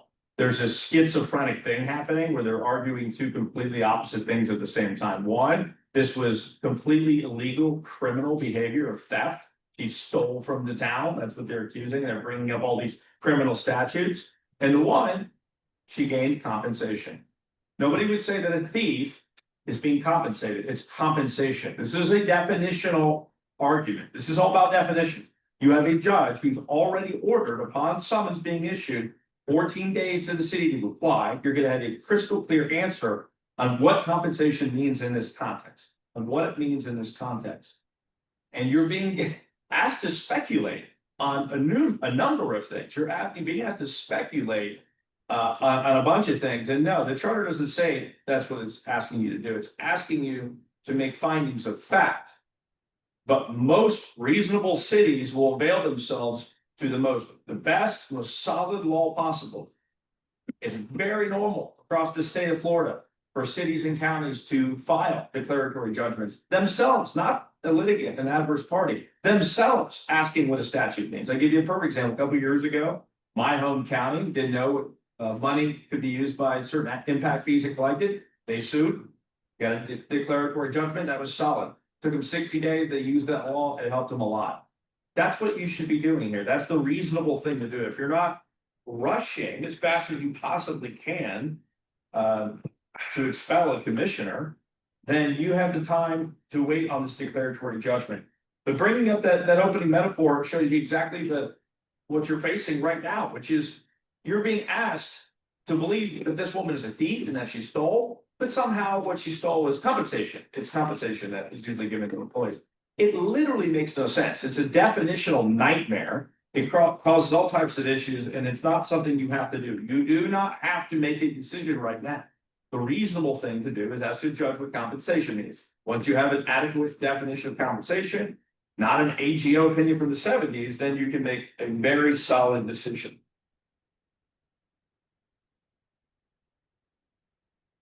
They're asking you to speculate. They're bringing up criminal statutes. Criminal statutes, you have what's called mens rea. They have to prove your mindset. I would very much argue to you that there's been no proof of mindset. They're asking you to literally speculate. Literally say, imagine if you were in this room, look at these two things and see which one's slightly more believable. You're literally having to guess based on hearsay whether that a commissioner who's not a lawyer, who gets elected, walks to a room and the city administrator says to her, oh, do you want some health insurance? Sign here and you can pay and gain these if you would like. And then you're supposed to guess that she had this full, mindset of a full, just a criminal person who was doing something knowingly illegal. And that's just not true at all whatsoever. The theory of compensation that they're advancing, which I would argue is going to fail in court, is that any benefit from any existing insurance policy is compensation. You're being compensated. And the distinction they're making, but literally out of thin air, a whole cloth is, well, if it's in your official duty, it's one thing. If it's not your official duty, it's another. You can't just make it up as you go. The AGO opinion they cite, the first sentence says, words are used in the context in which they're used. And compensation in both charters is put right next to salary. It's something like a salary. It would be something along the lines of, okay, well, let's compensate these commissioners. They're working really hard at budget month. They've done 40 hours on the budget. We'd give everybody a $5,000 bonus, right? Or we're going to give everybody a vacation, and buy them a flight. That's compensation. It's some sort of payment that you receive in regard to your efforts. The things that you do, you're being compensated for. Remuneration, it's called, and it's certainly not what happened here. This is a commissioner who literally is serving with no pay whatsoever, who was asked to sign up and purchase a life insurance policy. That's no different than the insurance policies that already exist in the city that cover you in the workplace. If she died right now, and if she had the insurance, it would cover her in the workplace. You have 6 other policies that affect you right now in the workplace already that you benefit from. And so it's just, again, a completely absurd definition of compensation that they're advancing that I think would be rightfully rejected by the court. Again, this entire thing is completely unnecessary. Makes no sense whatsoever. You don't have to go forth and create all this litigation. You could easily ask a judge, give you the right definitions, make the final decision. And there's just no reason to speculate. There's no reason to be rushed. And I will tell you, the judge is going to make his decision either way. He's going to make his decision either way. And it's probably best that you have the right terms before. Be far easier case to litigate on appeal if you have the right law going into this thing. But with that said, I'll leave you with that. I'll close by saying, you heard the testimony, none of it's refuted. Their only refutation of her testimony, the evidence that we presented, is asking you to guess. Asking you to guess that maybe she knew she was doing something wrong and that she was supposed to go out and find the name of this company that she mailed 2 checks to early in her tenure and then never heard the name of it again. And one day she gets accused of having broken the law and being the culprit in the city. It's completely and totally absurd. That's why out of the 411 cities, you don't see cities do this. This is extremely uncommon. Proceedings to remove their own members probably happen every few decades. It's somebody that broke a criminal law. Of course, that's not what happened. And so happy to answer any questions you have, but not, we'll see you soon. Thank you. So I will at this time turn to the commission and see if any of the commissioners have questions of our council or the opposing counsel.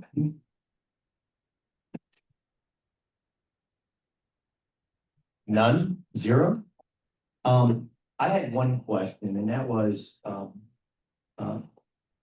Rosner's counsel suggested that this issue could be settled in, I don't want to put words in your mouth, because I'm sure you'll correct me if I'm wrong, 30 days, 60 days. But if I recall correctly, the calendar of events that I saw out of the judge showed a hearing almost over a year from now. I may be somewhat wrong with that, but it showed a November trial date. Is this for opposing counsel? Actually, I want to ask town council first.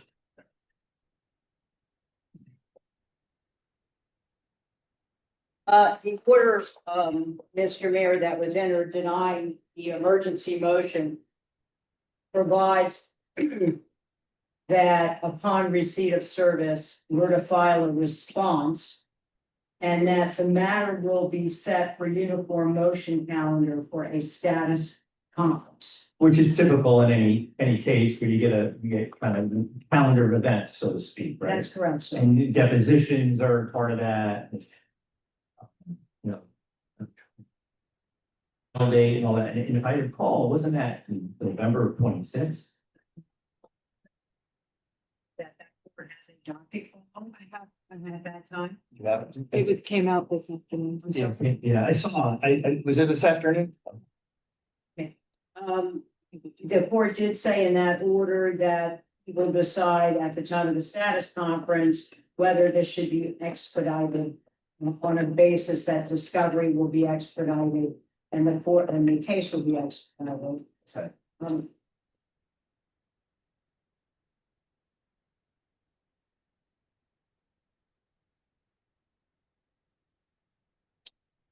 Are there any other, I've been involved in many of these proceedings, so if it's expedited, we may get to trial before a year's time.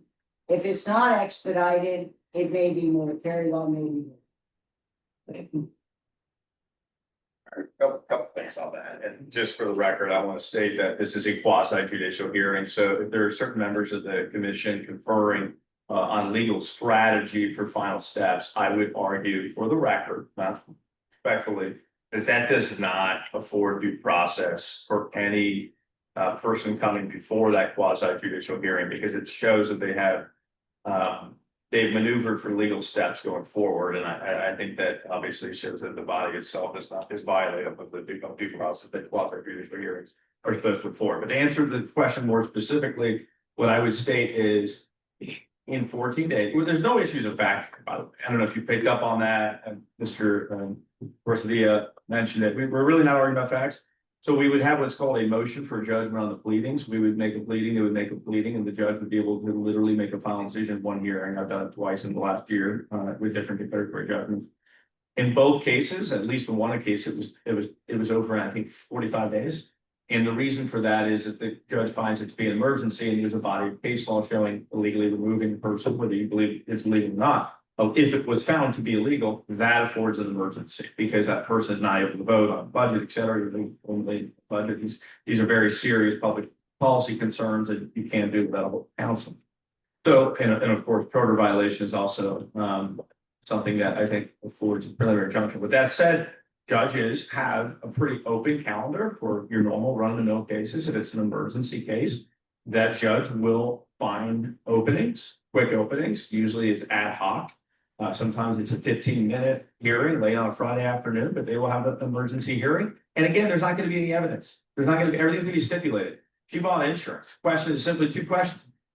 Buying the insurance, was that compensation? And two, which of the two charters apply? Which are two dueling legal standards? Once you have that answer and everything's over, we can agree to expedited 5 days for, a hearing. Judge makes his mind up, that's the standard you apply. It can be done very quickly. I've done it very, very quickly. But in this case, we've already got a ruling that it's not an emergency.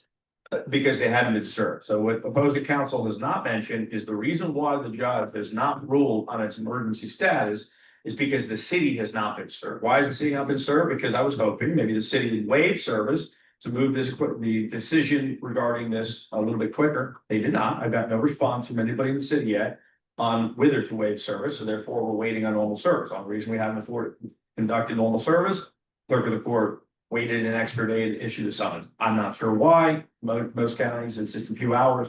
It's been over 24 hours. So I think it'll be tomorrow morning. We'll serve tomorrow, and then you'll have 14 days to file a response. Again, motion for judgment on the pleadings, no evidentiary hearing. It's just two legal arguments announced. Thank you. Yes. Sorry, judge found that, the injunction is denied as an emergency. Ms. Siebel just showed me that this case has been set for November 2026. Thank you. Okay, any other questions, any comments by Commission Council? No? Okay, so I guess at this point, we're looking for a motion. Does anybody have any? Yeah, yes. Pleasure, if they wish, we did draft a draft resolution for your consideration. Did you rule in the town's favor? The opposing council have a copy? I firmly object to pre-written motions. I mean, I think it obviously impedes on the commission's behavior at this point. I think the proceedings are closed. I think the commission is now deliberating. And I think opening it back up to comment from the attorneys in many ways changes the order that we've all agreed on. If I could, Mr. Mayor, I think you're correct. The first decision is, what's the motion going to be? If you make the motion, whatever it is, then you adopt the appropriate resolution. And I think, they prepared various resolutions. I haven't seen these, but resolutions, if you find this way, if you find that way. But I think the first question is, what's your finding? See what the consensus of the finding is and then adopt the requisite motion. Exactly. Okay. Okay, does, who wants to start? Because this is so comfortable and everyone's so really pretty cool about taking some issue on. No one else is uncomfortable. Okay, so. Yeah, I mean, I think you can certainly, if you have something that you want to state for the record, you don't have to ask any questions. You can give your opinion, or you can give, what you feel. I think we've seen everything we've like. Bill. Okay. That's better? Yes, that is better. I'll beat this, okay? I'm saying that we have listened, we've heard. I believe it's time for us to make a decision. I think I'm ready to move forward with a motion for forwardship. That's my position. Second that. Okay. Commissioner.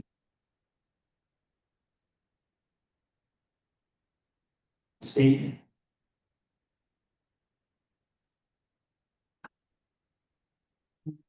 Speaking. just for the record, Commissioner Rosner is not voting on this? That's correct. Okay. It would be inappropriate to ask for her. It would be.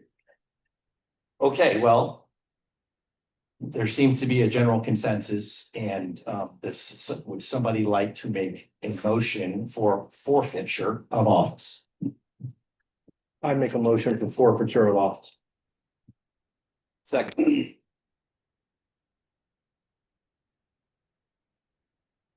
Would the maker of the motion agree that he is making that motion based on competent and substantial evidence that was submitted into the record?